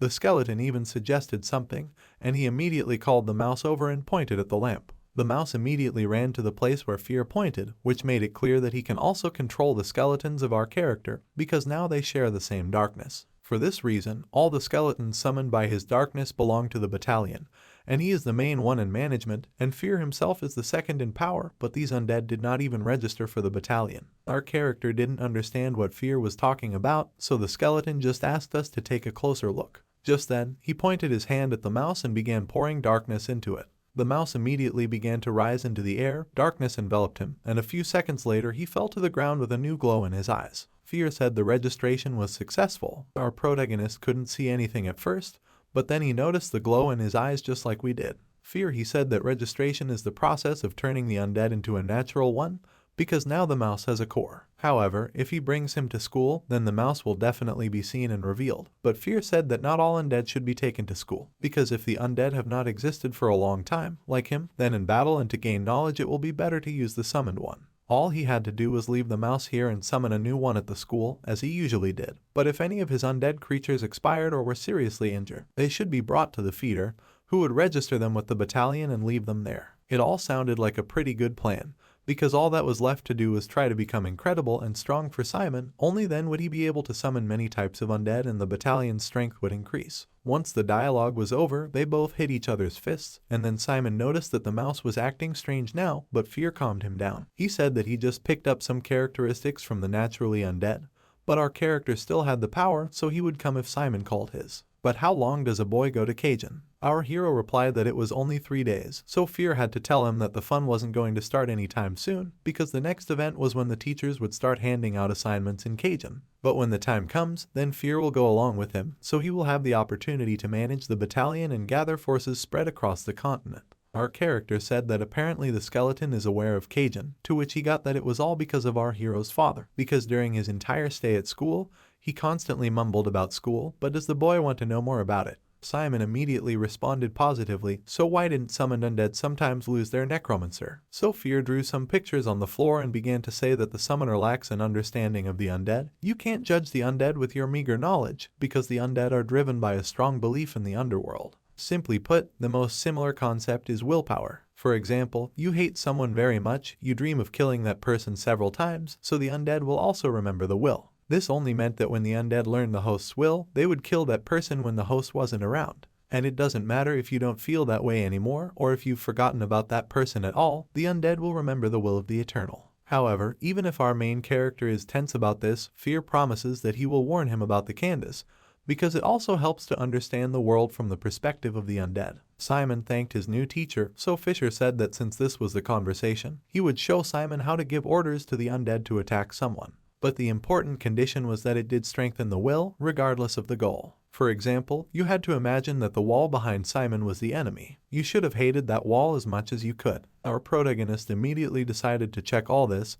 He began to think that this wall is his worst enemy, attacked the family. Time after time, thought after thought, but the mouse became more aggressive. Fear, he said that the harder the necromancer thinks, the stronger the driving, so the more negative emotions, the stronger. But at the same time, the skeleton asked to stop the mouse. Simon thought for a moment, then started asking the mouse to stop. When the mouse didn't listen, Simon decided to take a stance and said in a gruff voice that reached the mouse. The mouse immediately obeyed, which surprised the skeleton very much, because he noticed that the person in front of him had mastered the absolute command, but what kind of monster did Richard raise anyway? By the time it was over, Simon thought that he had failed, that he couldn't even control his own undead. However, Fisher said that just the opposite is true, that this area is not worth staying in, so you should train every day so that the undead obey the first time. Of course, Fear said it was all due to stress, and what he had just seen was a shock. Our main character sat down on the floor to catch his breath. He said that they would rest a little and return to Kizen because he only has permission to knock. Fear immediately asked if it was true. After all, if so, then I threw it to him. As soon as our protagonist opened his hand, he saw a certain icon in the skull. It was an alternative identity of Fear, through which you could contact the skeleton at any time, so do not worry, even if you get into trouble. It was after this that Simon promised to return in a week, which the skeleton was very much looking forward to. But as soon as our hero entered Kizen, he realized that taking this badge was a mistake. He was talking incessantly about everything. I was the one who wanted to see what would happen next, because now our Simon was writing the exam. The night before, Richard and Simon had decided to prepare for everything. They were thinking that they only had 2 classes tomorrow, and there will just be work in groups. After distribution, the group remains unchanged until the end of the semester. For this reason, it is extremely important for survival in Kizen. At first, the most important thing was that the group consists of 4 people. Best of all, if each of them is good at something specific. For example, Richard knows a little about everything, but the dynamics of darkness are the best, but Simon likes summoning the most. These guys already have a good balance, so Richard started saying that they only have 9 subjects, starting with catarology and ending with magic combat. Among all these subjects, the largest percentage of third-year students are in catarology, dark dynamics, and summoning, which is why they are called the 3 necromancer sciences. At this point, it means that the group already had 2 of the 3 subjects that will need to be studied. But what to do with the remaining space? Of course, so much information poured into Simon's head that he couldn't even find the words. But Richard at one point fell silent and began to look sarcastically, saying that he already had a special list of guys who should be taken to the team. But by this point, we can see the very exam in front of them was Jane Olivia, who could have eliminated a year 3 student. But at the same time, Olivia herself spoke to Richard, saying that life is full of unforeseen situations, so if someone keeps talking, she will consider everything as a result that was written off. Of course, she started saying that no one knew why she was there, so he explained very clearly. It is she who will lead Class 1A, so she hopes that no one will disappoint him with the difference in skills and also concentrate on the exam. It was at this point that our Simon realized that he didn't know anything. Even if he had a battalion of evil spirits under his command, it didn't mean that he would easily stay in Kizen. But our character understood that he would not just give up, he would definitely fight to the end. By the time the entire exam was over, Olivia was seeing everyone out of the classroom and decided to start checking out papers with other professors. But at that moment, Nephthys ran up to her and was immediately hit on the head. Olivia immediately started giving orders to everyone else, but Nephthys kept complaining, saying that Olivia used to be a very different and cute girl. Olivia immediately said that since Nephthys was here, she would want to check out a few exams herself. At this point, Olivia came across a job where a person solved only the most difficult number and could not solve the simplest one. Olivia immediately asked Nephthys why she had assigned her to the first years, or should Verona say Simon? But Nephthys just took it and smiled maliciously. Then we see what really happened. The names of the works were pasted over because this was blind testing. Of course, Nephthys also checked the papers. She said that many students are very but Olivia found interesting instances, such as how one student in a row was able to write down the elements of toxicology, but in the next question he could not do anything, although the answer was the same. Nephthys even wanted to see the person who wrote it. But by the time Olivia found an interesting job, she looked and saw that the boy did not cope with most of the simple tasks, but he coped with the most difficult. He used formulas, but they are almost always wrong. He would just grab the surface knowledge and then use what he could learn in the last week as if he hadn't done anything at all before. Nephthys immediately took a look at this paper and noticed that the student used a formula from the book in the problem of calculating the amount of darkness. But is the answer correct? At the same time, Olivia said that the answer will differ by 146 units from the real one. Olivia immediately tore the name off and asked why Nephthys had assigned her to the first years, or rather to Simon. Nephthys immediately stuck out her tongue and said she didn't know. Olivia immediately started complaining that the Chancellor was acting like a child, even though she was 300 years old. By that time, the results were already posted. Many people looked at their results, were quite surprised. But Simon was not so happy with the results, although he scored a lot of points on the call. Richard immediately slapped his friend on the back of the head and said that it was really worth choosing one, but how was Richard doing? Richard said that the highest score was for the dynamics of TM, but the rest averaged 60-70. However, there was still one problem. Now with the results it will be more difficult to find a group. At the same time, Olivia came in and said that she was now giving everyone 30 minutes to form groups, so if there were no unforeseen circumstances, their group would remain like this for the rest of the semester, and from then on, Black Magic would be a group event. Everyone will have individual scores, so Ticho would need to choose a partner wisely. Immediately there was a commotion, everyone started looking for a group, and our protagonist started looking for a girl, second on the list, then third, fourth, but everyone was already talking to others. So our hero decided that the catalog was the most important thing for them right now, but even now the best students were just watching, so it would be worth making your choice and going to the soul itself. Our character just walked up to Madeline. Everyone was shocked by this choice, but Malin asked if it was just a matter of her joining them. However, she believes only valuable people whom she chooses, and he invites her when he has an average score of only 30. Immediately, everyone started talking about it, and Malin started saying that he was only good at summoning, that she was better at everything. But at the same time, our protagonist said that in a month's time, he would be better at summoning than she was, and if he couldn't, he would leave Kizen. Malin immediately began to say that he was probably making a himself, that he should have left immediately if that was the case. But all Simon said was that he was proposing to her, not to himself. Of course, Malin thought that she should keep the first place for the first semester, but the biggest obstacle is Hector. She was able to surpass him in the written exams, but not in the combat tasks. To get around it, you need to succeed in group classes, and Zany says that she will have to fill in the gap in the summon, the only subject where she is not so good. Right now, Manhwa is being approached by a guy with the first admission to academies, a guy who wins Hector without a preparatory course. But should she even look for a guy with a score higher than his in the draft, or place bets on it? So at the same time, she stood up and asked if he would keep his word if anything happened. But Simon just held out his hand and said that no matter what, he would keep his words. As soon as he agreed and shook Malin's hand, Richard ran over, clearly happy about everything. He started to say that he was happy and so on.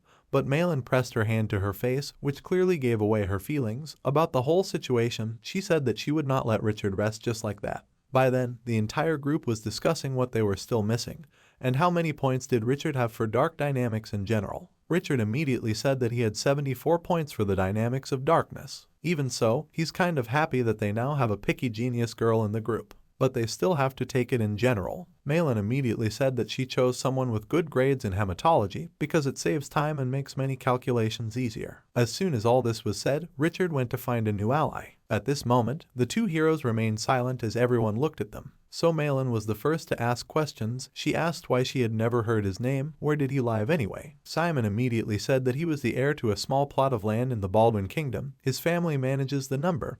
But what about Malin? Of course, Malin thought it was a joke, but then she realized that it wasn't really a joke, that our hero didn't really know what it was, or who she was, so Malin started saying that her tower was called the Magic Tower 300 years ago. I even told Serna about the past, but Malin immediately asked me not to mention her, so it's probably a pretty sore subject. but are all noble children that complicated. As soon as the conversation was over, Richard came in and said that he had brought a new member, whose name was Ursula. She immediately bowed and asked me to call her Kami. Of course, they immediately started talking to her, which is not worth the formalities because they are all in the same class. However, of course she is not a succubus. She said that she is from the vampire family, which surprised everyone very much, but Malin immediately asked no one to be so surprised by this. But Kami also asked no one to be surprised because her mother is a human. Of course, Richard immediately started apologizing, but he told me not to do it again and asked me to tell you a little more about myself, so Richard started first. He said that he was a commoner, the son of the owner of the White Cow Trading Group.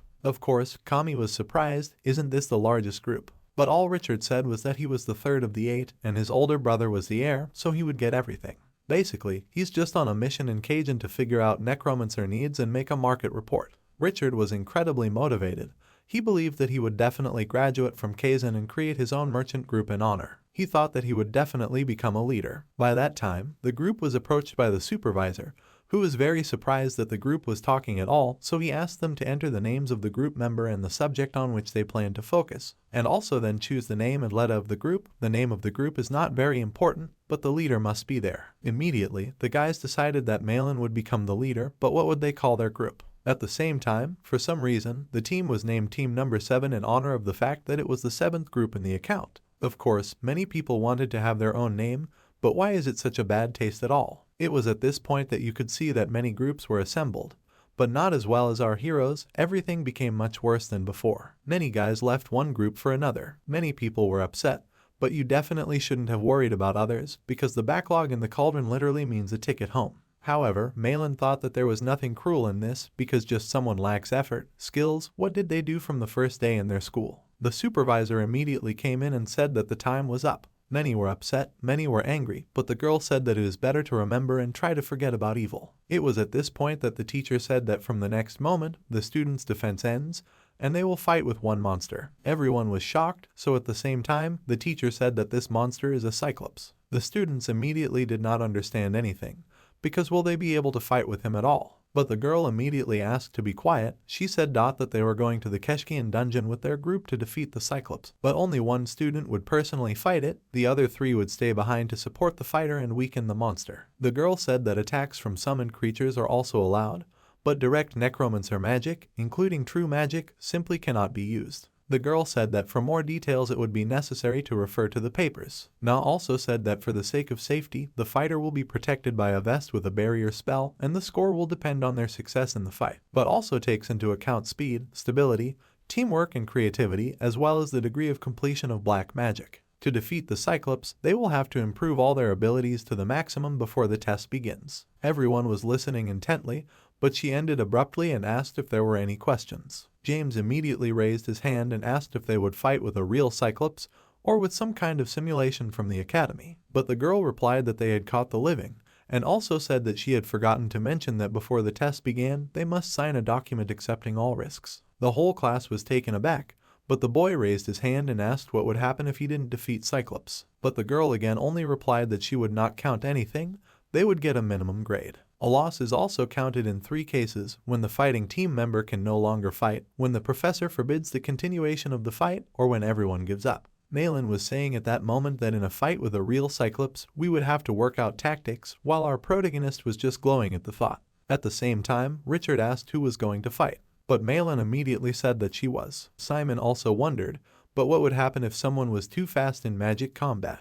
Kami also thought about it. She understood that Cyclops attacks weren't that weak, so it wouldn't be easy to defend against them with black magic, and it would take too much of the darkness to defend, so it would be better to avoid attacks. They argued that students with magical combat would prefer physical attacks to magical ones, but Richard said on the contrary that their skins were too thick to penetrate. But even so, they will spend too much effort and stamina. Kami immediately moved closer and asked Malin what was her plan. But Malin only said that she had one, but did not say what it was. By that time, the girl at the blackboard was already finishing her conversation. She said that there were 3 lessons of elementary black magic left before the group performance, and in the first lesson, each group will present its own battle strategy. In the second lesson, they will get a virtual experience, but in the third lesson, they will fight for real life. At the same time, the teacher said that they still had time to discuss all the issues that were gnawing at them. Richard immediately looked down at his desk.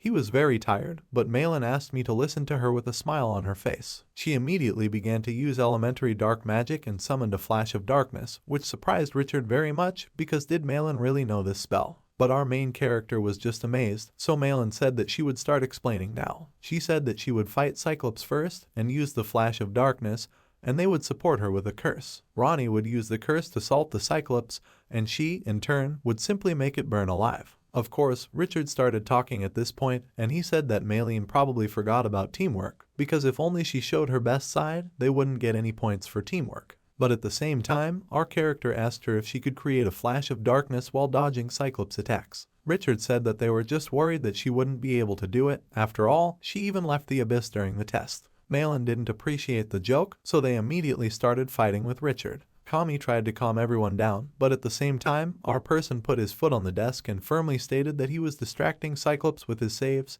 and Kami and Richard were using it. Your strengths and become a better support. What could Kami possibly do? Of course, she said that she would be able to provide support with curses, while Richard said that he would also start training fatigue. The professor was already finishing up, saying that by the next lesson, she would need to provide a 10-minute presentation of her strategy against Cyclops, that it was necessary to specify the roles of everyone. At this point, everyone was already scattered, and someone was thinking about Simon in a better way, saying that now he understands why he has the first admission. But my thoughts were interrupted by Richard telling me that the cafe was having steak tonight. The whole group moved forward, and by the time everyone left the cafe, Malin started shouting that she didn't get the steak. At this point, they started a new toxicology class with teacher Landstrass in front of them. He asked everyone to open the tutorial on page 1, and so on. All the students were very bored, everyone was just sleeping. By then, the professor had finished explaining something and said that they could create the first potion. Everyone woke up, but at the same moment they saw that the professor was coughing up blood. He just worked really hard, so another girl came to replace him. She noticed that one of the students was asleep, so I immediately threw a textbook at him to wake him up.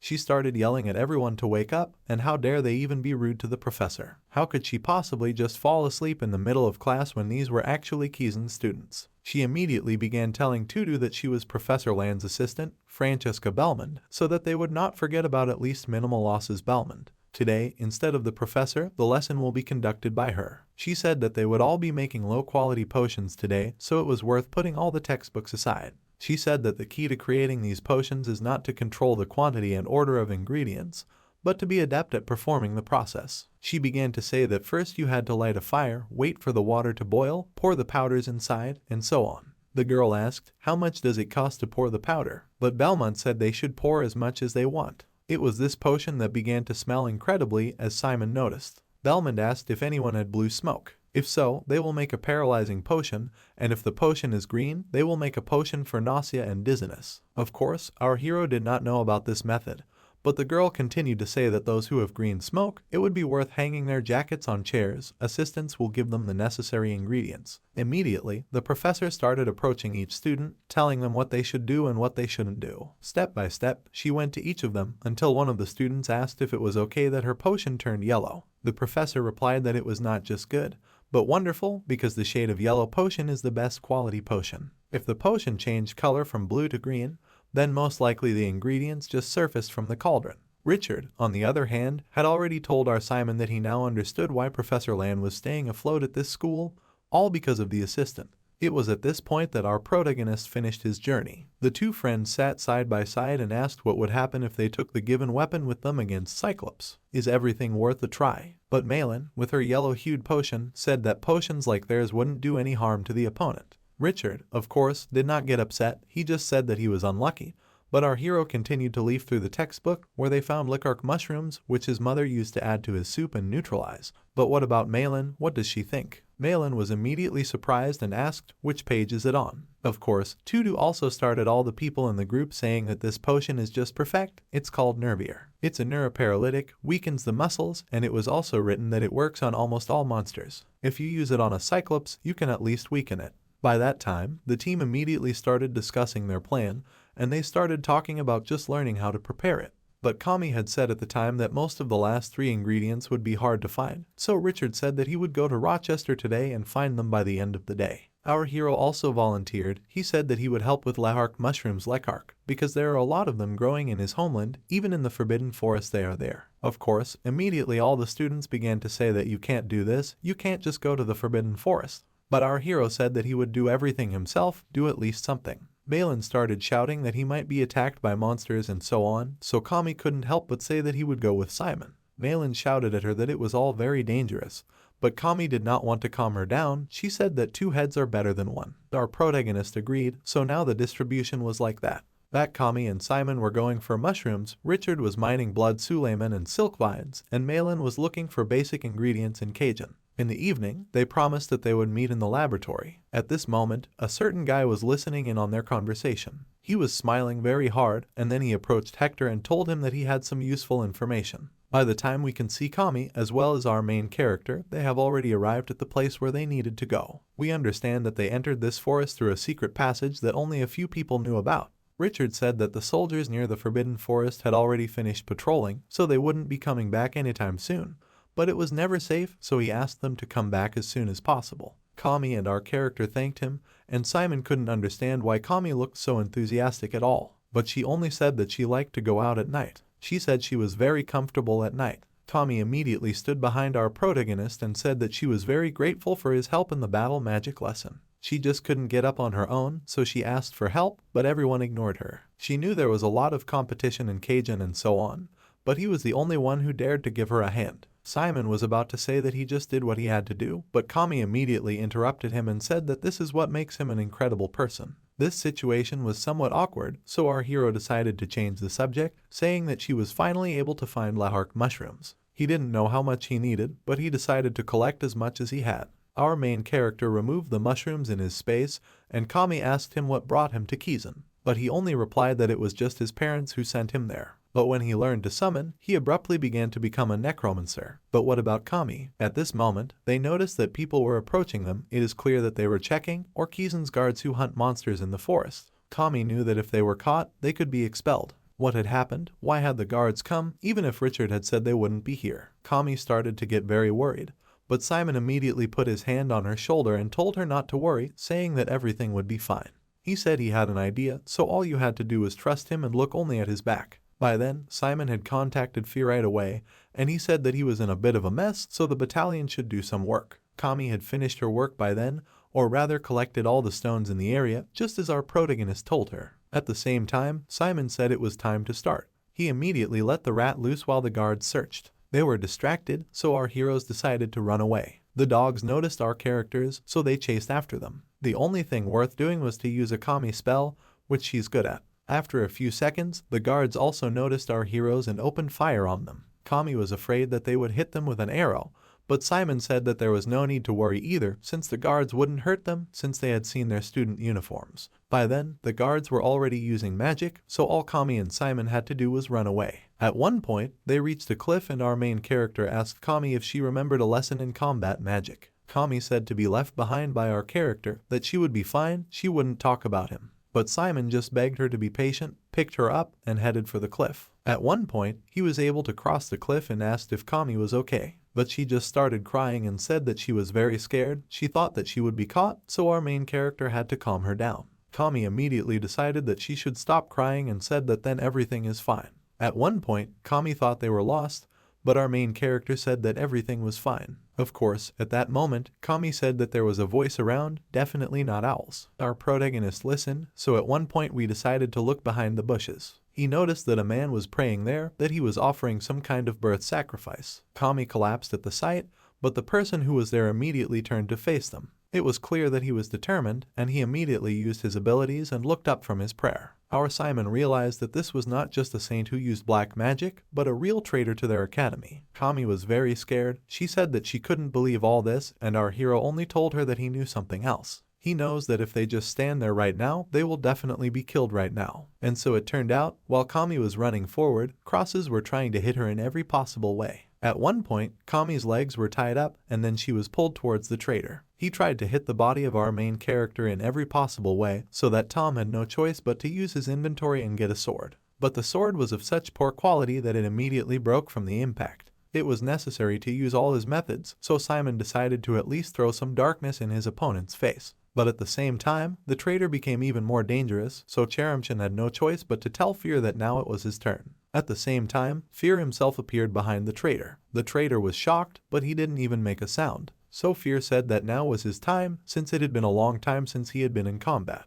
While both of them were fighting, Simon decided to approach Kami and take her back. Apparently, she just passed out from fear. Fear was saying at this point that a fight wouldn't be very easy, because the man in front of him knew the dark as well as any professor. However, at one point our protagonist looked at everything and said that Fear should only listen to his orders because he had a plan. Fear looked at Simon and said that he trusted him because he was Richard's son. By that time, for some reason, everything was over, our main character was able to escape, and also ordered Fear to retreat. The latter was rather shocked by this act. He didn't expect the young boy to send guards at the traitor. However, the skeleton was still fine, and the girl on Simon's back definitely needed medical attention. Fear said he'd help them both. Our character thought that he could heal, but Fear only replied that he would just be able to get them to their destination quickly. At the same time, Fear headed towards his target with incredible speed. As soon as they got there, Fear said that they were going to walk now, and also that it seemed like he couldn't go any further. He also asked us to be more careful with our main character in the future because they have a contract. He just can't lose Simon so quickly. As soon as the skeleton left, our protagonist couldn't decide what to do with Kami. Where would he even cure her? After all, at the central point, he would be asked how she got hurt, which would bring more trouble, and besides, that saint could also see their faces. He was definitely a traitor. She had to be treated by someone trusted. This is exactly what he will most likely go to. A few minutes later, we see the night watchman. She was sitting in her office when she saw someone banging on her door. Simon was standing behind her. The one that held Kami. The girl immediately started saying that the girl is not allowed in this dorm and so on, and then noticed that Kami was injured. She said that she should be taken to the infirmary, but this time the character replied that he simply could not do this. He said that she should be treated here. The attendant had no choice but to sigh and say to have him carry her to the bunk. Of course, the girl said that nothing would happen to the girl because most of the wounds, bruises, and scratches will be cut off with something sharp. But still, she said that if they were sharing a gift with other students, then it should be resolved as quickly as possible. Also, don't worry about everything, because she has a friend who will take Kami to her room. Simon immediately bowed to the girl and said that he was very grateful to her for everything. As soon as our protagonist left the door, the girl only realized that such people are not very often found in Kizen. At this point, as soon as our main character returned to his room, Richard fell on him, who simply could not find a place for himself all this time. He said that he was also being chased by the guards, that Malin had postponed brewing the potion.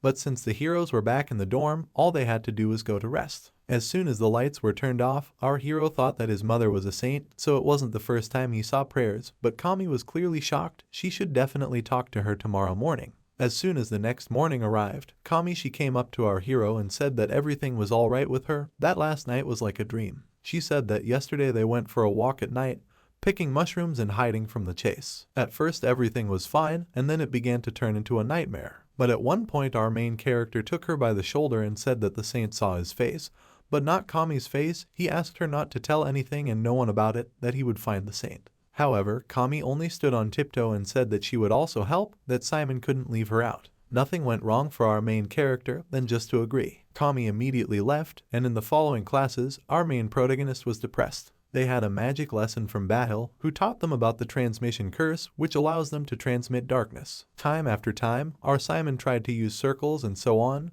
but he didn't succeed. However, Shoe Covers came up and asked if everything was working out. Our character started saying that he was trying, but so far nothing is working out. But Bahil immediately said the answer. He said that it is worth using the core because he still has not gained experience, so the darkness is not solid enough, which is why the magic circle is formed incorrectly. Bahil immediately said that you can't just learn how to use the core Kizena, and it's too basic a skill for Kizen. It was at this point that Bahil used a certain spell with which Simon will be able to feel everything several times better. Bahil asked him to inhale and collect the air in his body. Run it through your core. At the same time, Simon noticed that the core was moving differently between his shoe covers and his own. It is the darkness on his character that is not the same as everyone else's, so if he uses it only to get darkness, then there will be no effectiveness. It is for this reason that it is better to develop circulation. Bahil only asked that you start treating your core as if it were a living thing. Our hero was starting to get everything right, so at the same time, Bahil said that now it was his turn, that you should not try to control the core, but just let it do what it wants. Our protagonist was able to do the first stage, so the shoe covers reduced the sensitivity to 50%.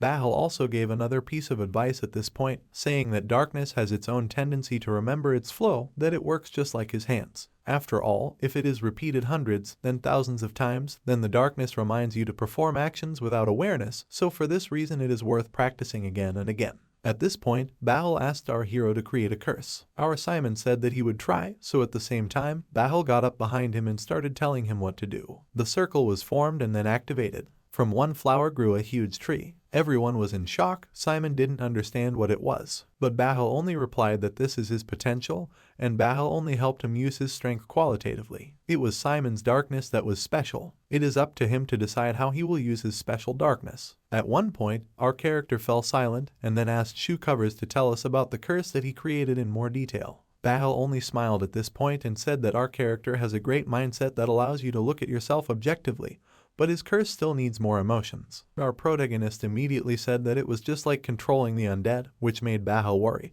but then he came to his senses and said that emotions are the most important factor in black magic. Our main character, of course, was frightened by the face of his professor, but still was a TC leavin'. Bahal was walking to his seat when Richard raised his hand. He said he wasn't getting anywhere, but this time Shoe Covers said that all newbies are lazy just waiting to be spoon-fed, so all he had to do was try. Malin laughed, but our Simon was thinking about learning as much as possible during the lesson. While Kami and Richard were sitting in class, Richard asked if they were giving Simon too much time. After all, everyone is kind to him and so on, especially Professor Hongpyeong. At the same time, Kami watched as the professor engaged with our main character and then asked him to use everything what she taught him. At the same time, Simon did his own thing.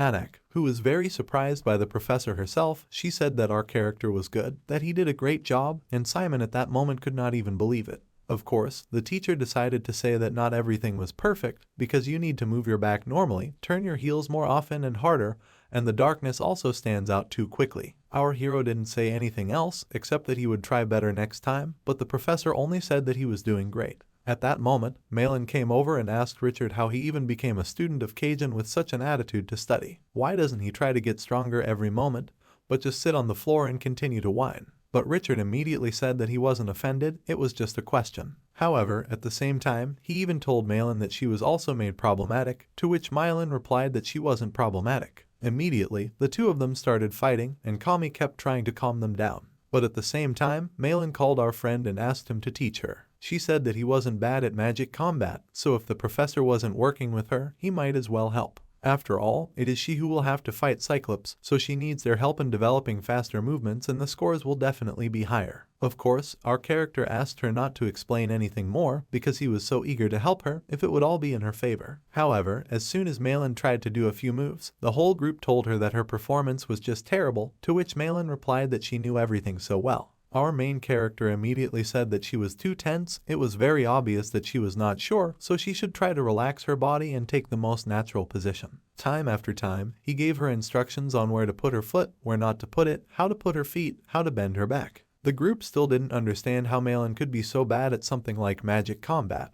but by then our main protagonist was still training Milne, who thought she was doing just fine. Simon immediately said that she was still doing things wrong, and he asked her to make it look like she was hitting with all her strength. More instructions followed, and once again Malin became nervous. At one point, she couldn't stand it, and then said that since Simon knows how and where to put his foot, you can just touch it and put it in a comfortable position. But as soon as Malin said that, the entire class froze, and the words started to slip through their minds. But it was already too late. Our character had already approached her and started groping her. He showed her where the darkness should accumulate and where to move her foot. At the same time, Malin was a little confused again, but our protagonist asked her not to think about unnecessary things if she wanted to learn something. Malin agreed, and then tried to gather all the darkness where she wanted and was shown. Of course, she did it, she was happy, but then she just took it and fell to the floor. Sure enough, Simon came up to her and told her that despite her fall, she had done well, but there was still a lot to learn. At the same time, many girls began to approach our hero and ask him to teach them the pose as well, and Malin could not understand who was standing in front of him at all. At this point, our Simon went to the summoning lesson. The teacher talked about the benefits of skeletons, and then showed how they can be restored. It showed that even when a skeleton's body collapses from extreme shock, there is still darkness in its bones. You just need to activate it and maximize the ability of the game, which will pull the bones together into one single original structure. It was at this point that the practice began, and many students did not succeed. Malin noticed that our main character was just sitting there staring at a book. She asked if it was normal for him to do nothing at all, but at the same time, our character just took and assembled the skeleton, which showed Malin that he was not bad. However, then she immediately told him not to get conceited because he didn't seem to forget about the promise. But our main character didn't even forget. However, at the same time, Malin said that she herself could get 90 points for summoning if she decided on number 20. However, at the same time, our protagonist asked if she was talking about number 20. Is this the special task on the last page that was easy? But Malin decided not to believe all this. She asked if anyone could find the answer at all without going and attending preparatory classes. What kind of response did he get? But as soon as our character said the answer, Malin was just in shock. She immediately started asking him how he did it. But one thing prevented them.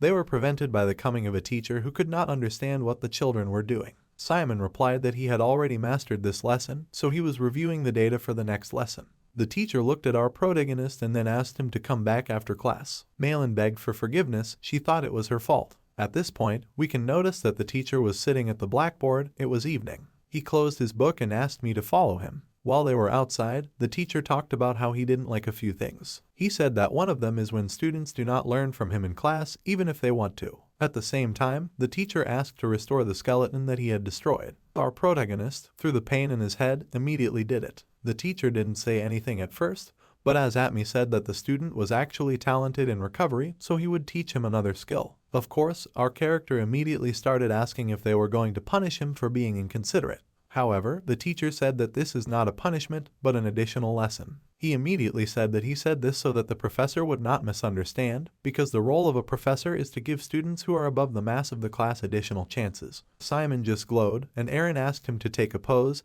and also not to keep him waiting for so long. At the same time, Aaron revealed that the skeleton was made up of demon bones. He said he wouldn't show it twice, so you had to watch carefully. At this moment, he revealed an attack skill that uses recovery. The skeleton's bones soared into the air, then immediately sped towards the tree. The bones crashed into a tree, and Aaron said that this skill is called bone piercing, as well as another skill related to recovery, Costane prison. After all, the dice just surrounded their target. There was also a third skill, defense skill, or rather bone armor. Of course, our main character said that this is simply incredible, and Aaron said that it is from the ability of a necromancer that a skeleton can become a weapon, armor, and prison. All the black magic skills that he showed him are in addition to recovery, but did our hero understand? Simon immediately said that he understood, so Aaron had to say that all these skills were taught only in his second year, but he was already doing quite well in recovery, so he would teach him these skills earlier. Of course, he said that it is better to start with a penetrating bone, but before that it is worth getting rid of one wrong habit in recovery. Aaron said that the essence of recovery is to send the skeleton to the location, but restoring it puts the skull in the center. In other words, instead of moving a fully restored skeleton, Simon must initially set his will so that the skeleton is restored in the right place. Of course, Fear said something similar to our protagonist, so maybe he can do something similar to the skeleton.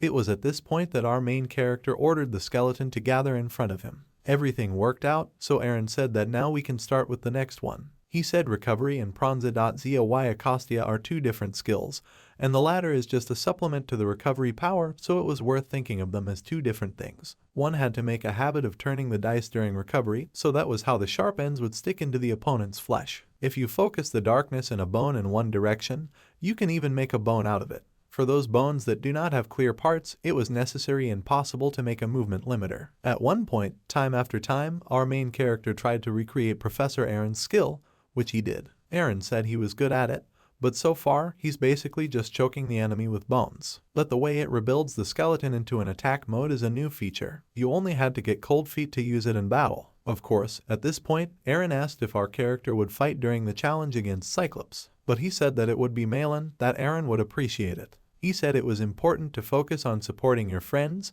because Tom still has a lot to learn.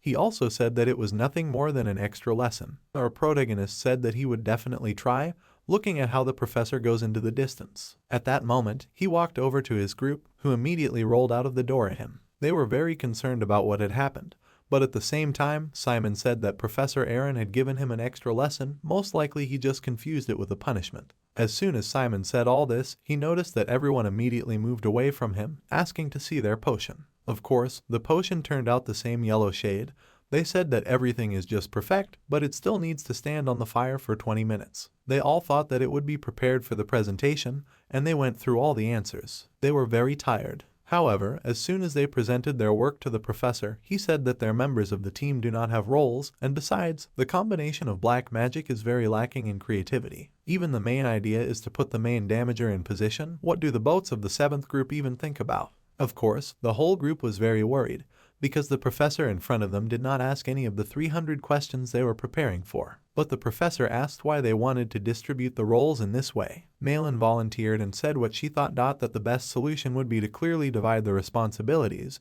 because the most important goal is still to defeat the Cyclops. But what does Simon think about it? Of course, he knew that the professor probably expected a different answer, but in any case, it was all about protecting the students. The purpose of the presentation today is to evaluate the strategy, so you shouldn't have shaken up and show how good a team they had.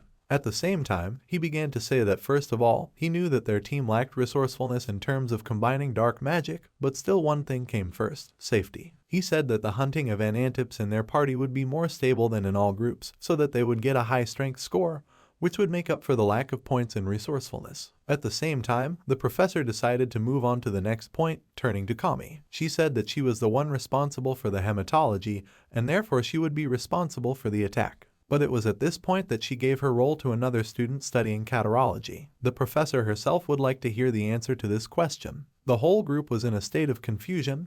They understood that they just had to answer confidently. Our character reminded her about Cyclops, so at the same time Kami came back to normal. She said that their decision is due to the unique nature of the cycles that they will fight against. The professor asked her to explain what she was saying, so Kami said that the unique nature of Tsupovo is hard and hard skin, and hematic spells are more suitable for physical damage, so it will be difficult to defeat such a spell. Malin is the one who is able to cast Flash of Darkness, a dark element spell, so she thinks they can just burn the chickens with her spell. It is for this reason that Malin is more suitable for the role of a striker against Cyclops. The professor asked, but what would happen if their enemy was another monster? Kami thought for a moment, then shouted that she would go on the offensive herself. Everyone was shocked. Kami also blushed, and then the professor smiled, appreciating the decision and saying that she would remember it all. The professor asked Richard to be prepared for the answer. Richard held out his hand, said he was ready, but the professor only told him not to chat with the students standing nearby, and then that the squad could be released. Richard was shocked, but there was nothing he could do. By then, we can spot Simon waiting for someone in the cafe. He knows that he just has to meet her. It was at this moment that all the students were simply shocked. Someone entered the hall. It was Lorraine. She immediately shooed away all those who were behind her, but our protagonist could not understand what kind of person was sitting in front of him, why she was so scary this time, despite how friendly she was when they were together. He immediately started saying that it had been a long time, clearly feeling a little embarrassed and afraid.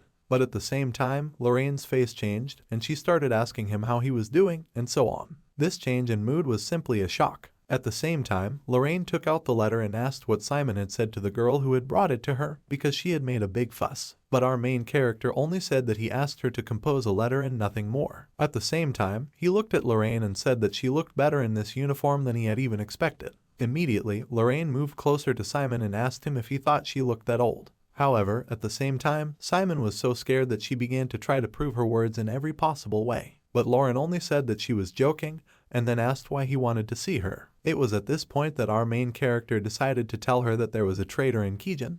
He told her the whole story. Lorraine listened all the time, so Simon thought she didn't believe him, but Lorraine just said she did, and then asked him to describe the cross in more detail. Our protagonist immediately said that the biggest one was the central cross, and there was a woman on it. Of course, Lorraine immediately learned that this was the Virgin Goddess, the only goddess that the Saints of Eiffel believe in. Simon asked again, and Lorraine said it was a holy college run by the Holy Father himself. Kizen takes in necromancers, and Eiffel takes in priests. Holy maidens are generally considered the strongest in the Holy Federation, and they only take a wench and keep the entire Federation with them. How do you even get to Kizen after the priest? Lorraine was incredibly angry at all of this, and then asked who else knew about it. Our character said he only knew Kami, that she went mushroom picking with him, so Dorian said she would tell her mom. Simon thanked him, and Lorraine immediately left the table and told him that it was a good idea to tell her. It is all the information that our hero Lorraine said that can only mean that every professor can be suspected, so even if he talked to him, he could destroy all the evidence. It is thanks to this that Nefty should definitely make an investigation and figure it out. However, as soon as that was said, Lorraine said that they needed to go to the same place. Our hero asked where. but Lorraine only replied that to the Forbidden Forest, because there may be evidence there, but as soon as both heroes arrived at the scene, nothing happened. Our character just couldn't believe it. He just swore that everything should have been there, but now there were no footprints, no priest. Of course, Lorraine had said that without evidence, things were even more suspicious, because as Simon had said, but the priest was strong. Even though Lorraine couldn't see anything, she knew they were covering their tracks carefully. What was even more shocking was that they put the core inside to come to Kizen, even though they serve God. The priests believe that the core is a force that denies God. However, at the same time, our main character asked what would happen if you unscrew the core. Can he use sanctity? Lorraine said that all she knows is that holiness is a power of the gods that comes from faith, and darkness is the power of a cursed demon. Whatever their theory, there was no denying that the two forces were fighting each other. However, at the same time, Lorraine put her hand on our hero's shoulder and said that the problem is not that the priest should not be underestimated, but that most likely our character's life is just an Asdi. They don't even know when they will all come, so why don't our main protagonist take a day off? But all Simon said was that it was alright, he was just going on with his normal life, because she didn't even know if the priest had seen his face or not, and if they came after him, they would definitely make up evidence. At the same time, Lorraine started shouting that Simon shouldn't risk his life for some klitzes. But our main character took her by the shoulders and said that if he just stopped going to couples, or doing something strange, the priest would immediately suspect him. Everything applies to this condition, because as soon as our character speaks to the priest, it will definitely stand out, and then it will become obvious that he told everything to the top of the Kizen. Lorraine wanted to exclaim again, but our hero only told her that they were dealing with the priest who had entered the Kiser, because as she said, they were the ones who decided to come there and even opened the core of what he considered sinful. She should have known that fanatics can be unpredictable. Lorraine said that everything was fine, but then warned that if she noticed anything suspicious, she would immediately provide protection behind Simon's back, even if it would limit his freedom, and it was also worth remembering that you don't have to sacrifice yourself for everyone stylish. Since that was the end of the conversation, Lorraine suggested that we return to Kizen. However, as soon as both of them started returning to the academy, our main character understood that he simply couldn't take a sabbatical just for the sake of it. He will fall behind the others if he does not complete tasks. What happens if he is expelled altogether for poor academic performance or poor skills? He just can't let it happen, even if there is a risk on both sides. It was absolutely necessary to save your life in the training school, like Fear had said, but there was too much to learn in Kizen. Next, we see that Group 7 and other students are already being sent to a new task from the teacher. They understood that this happens in the second semester, but they do it before the school period is over. At the same time, all the heroes were told that they were in Avalon, in a system that only Kizen has on the entire continent. She can recreate any monster in the form of a magical creature for virtual combat. This is the result of moving the hallucinator of the ancient fortress of illusions and hallucinations. But once the professor explains everything, she can go straight to the ability briefing. She said there were some rules. They will face a maximum of 3 virtual battles for the present. Virtual Cyclops will only consider the fighting group as enemies. It is the students who will wear a certain vest with a barrier. In this virtual battle, it was possible to assess how well they worked as a team. So once that was done, the professor asked to be sent to the designated waiting rooms. Group 5 that our character was looking at was Cindy, and that team had a great balance. At one point, a Cyclops appeared, so Cindy immediately decided to take the fight. But one Cyclops strike removed half of the barrier per hit. The curse should definitely have been used much earlier, but whether or not Maylene will be alright, she's a nervous wreck. Maylene assured everyone that everything was fine, and then the next groups came out, that is, the 7th and 8th. Hector, who was standing nearby, asked if Simon was an attacker in the group, but he said it was Maylene, which made Hector laugh. He asked if he was just going to defend her honor, but our protagonist only said that this is simply the best fighter among them. At this point, our estimate group entered the site.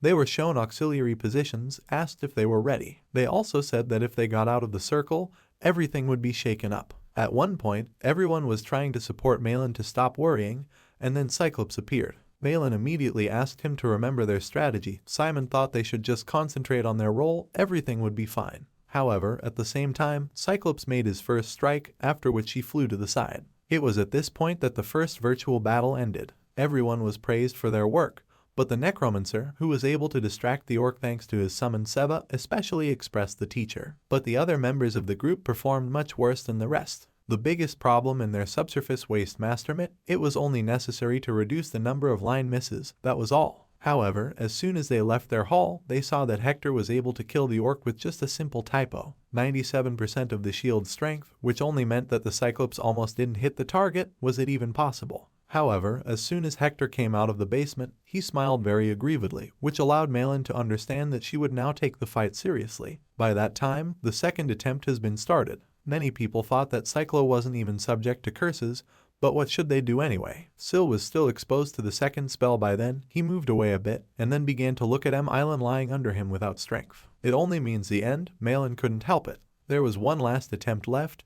They thought they were close, but at the same time, our chief grumbler asked him to listen. He said he had an idea for a fancy lunch. He said that the base of the plan is the same as 2 rounds with a curse, and Malin uses a flash of darkness, but double depletion did not work, so now Kami and Richard will use 4-layer depletion with many formulas. Of course, Richard and Kami never did this because it would probably take a long time. At this point, our protagonist said that there was no need to worry about this because with the help of skeletons, he would try to buy as much time as possible. It was at this point that the test itself began. To begin with, the summoned creatures began to climb the Cyclops. Richard had to use all of his abilities, but Kami only cast the first stage. Many were worried. Skeleton Crumbling was already going to battle the 7th skeleton.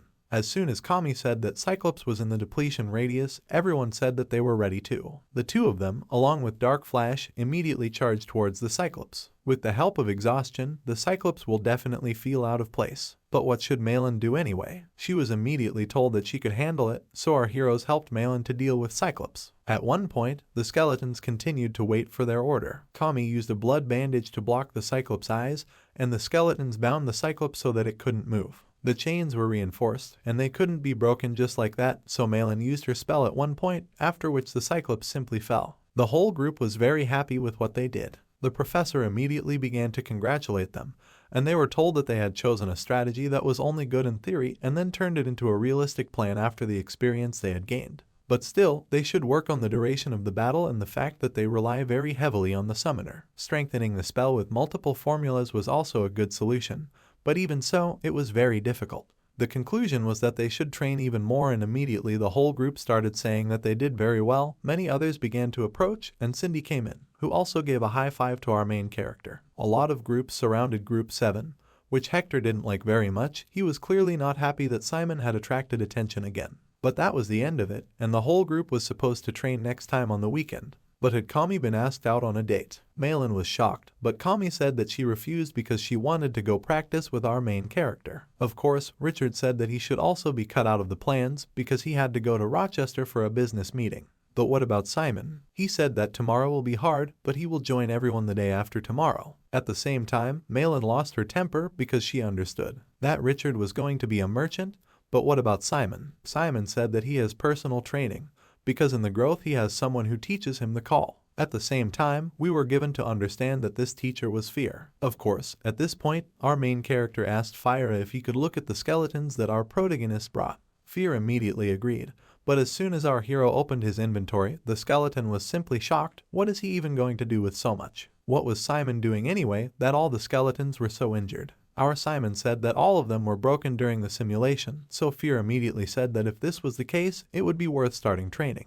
But even so, those it restored will take a long time to recover. A beginner like our main character will have a hard time handling them, so Fear will teach him how to control several skeletons at once. But before that, it was worth saying how many skeletons he even wants to control at the same time. Our main character said that he never got more than 2, because when he tries to control 3 or more, he just gets a mess in his head and it becomes more difficult to give orders. But Fear just came over and said that there was no need to worry because it didn't matter how many of them he could control at once, but how well he could do it, even if it was just 1 or 2 creatures. So if that was the case, then it would be possible to start a battle and fight 2 skeletons at once. Fear asked his skeletons to attack when Fear asked his skeletons to fight. Of course, it was clear that the difference in experience was huge, that Fear's skeletons were quite well controlled. Our protagonist even thought that he was cheating, but Fear just smiled and said that he didn't do anything wrong. So our hero realized that first he went ahead as a skeleton with a spear, and then he returned to the skeleton with a sword. It was at this point that Fear said it was called cross-checking. So you need to move the skeleton as quickly as possible. If you couldn't manage a few at a time,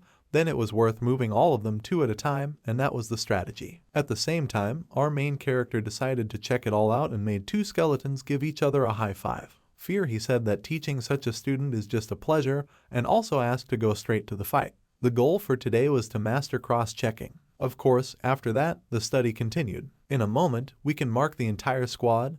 They were very exhausted. They believed that everyone had become much stronger, but it was Simon in particular who had become stronger. He became much better at controlling the skeletons. They said that he used to be able to control only 2 skeletons, but now as many as 3. Is it really thanks to those very private lessons? But who is this person? Really someone familiar or someone else? Our character immediately said that he was a friend of his father's, and everyone began to say that if he felt so much better as a skeleton, then most likely the master is really just a professional in his field. Fear at this point, through the same metal, began to say that he was very popular with the girl, and also said that he would be very happy to teach a lesson for such beautiful ladies if they died and became part of the battalion. Fear was told that this was not allowed, and then Simon said that his teacher didn't like to be out in public. He was very busy, so there was barely enough time for him. Of course, the girls said he was greedy, and Richard said he should have put himself in Simon's shoes. Of course, he won't say anything, because he'll have to leave Kizen if his grades are lower than the girls. It was at this point that Malin stood up and started saying that she would definitely surpass Simon the next day. And so came the Sludgy Day,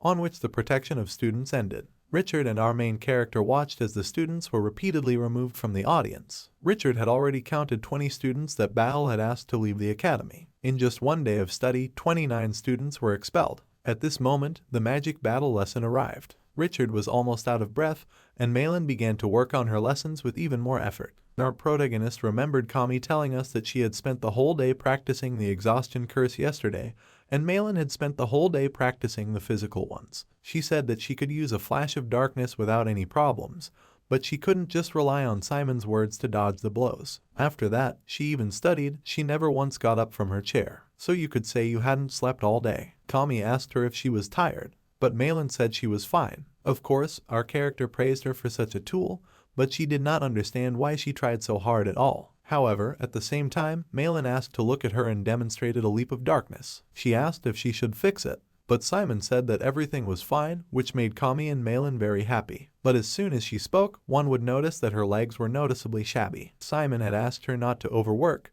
because they'd been through the simulation, so they could relax a little. But Malin said that she couldn't relax so much because she wasn't just interested in the test, she was interested in the first place. By this point, the professor had asked everyone to keep running. But as soon as the race was over, Hoppen approached our protagonist and asked if he was training in this image. What did she show him? Our hero replied that he was, so I immediately started looking at him and telling him that he was actually getting stronger. She had said several times that he was born for magical combat.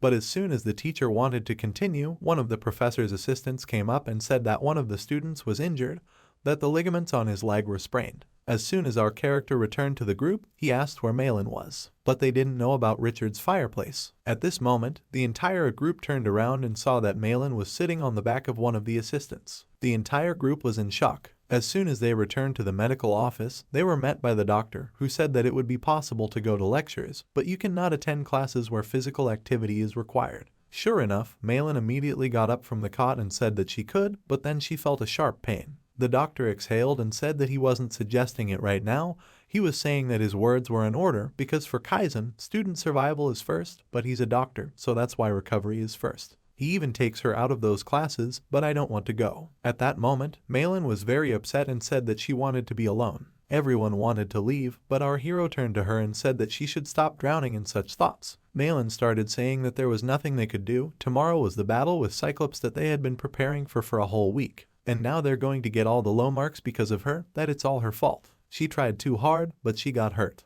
But at this point, Simon asked everyone to be quiet, saying that if everyone was happy with it, then he would be incredible. By that time, we can see that all the students were making their way through some ruins. Kami said she couldn't understand how they found so many ruins and so on. But Richard said that Nephthys is a collector, so she probably just moves the ancient ruins to Rook Island when she finds them. So she probably moved everything she found. But still, everyone was more worried about the fact that they would switch places with Malin today. Kami wondered if everything was going to be okay, but Richard said they should just trust Simon. By that time, 6 rooms had already passed. Everyone was waiting for the 7th. However, why is Malin injured at all? Is it even possible to participate like this? Everyone couldn't understand why Simon was ahead of them, and Hector was watching. Simon came forward at this point and said that the situation had changed a little.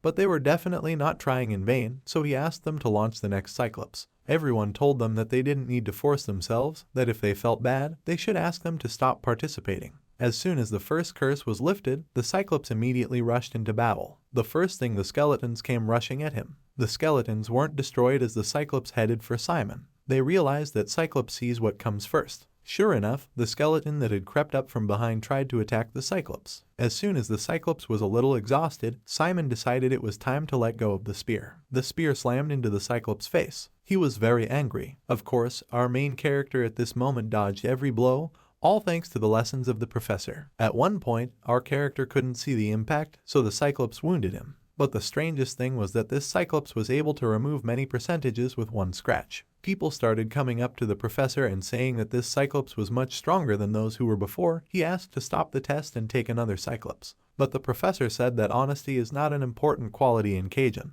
The assistant teachers only choose weak opponents, so you leave the mission when the enemy is too strong even so. The professor said that measures like tests and assessments are not very important, but what is important is that you study and gain experience. In other words, they were just Kizen students, so if you trusted them, they'd already figured out what they needed to change in their approach. At this point, our hero and everyone else were looking at Cyclops, realizing that exhaustion wasn't working on him. Simon at that moment asked all the students to forget about cursing. Balin started to object, but our hero said that she herself noticed that something was wrong, so he asked her to attack in a different way. We had to do whatever we wanted, forget about the tactics that were developed. The whole squad didn't understand what their striker was talking about, but Simon was already on his way to Cyclops and said that they should help him in any way they wanted.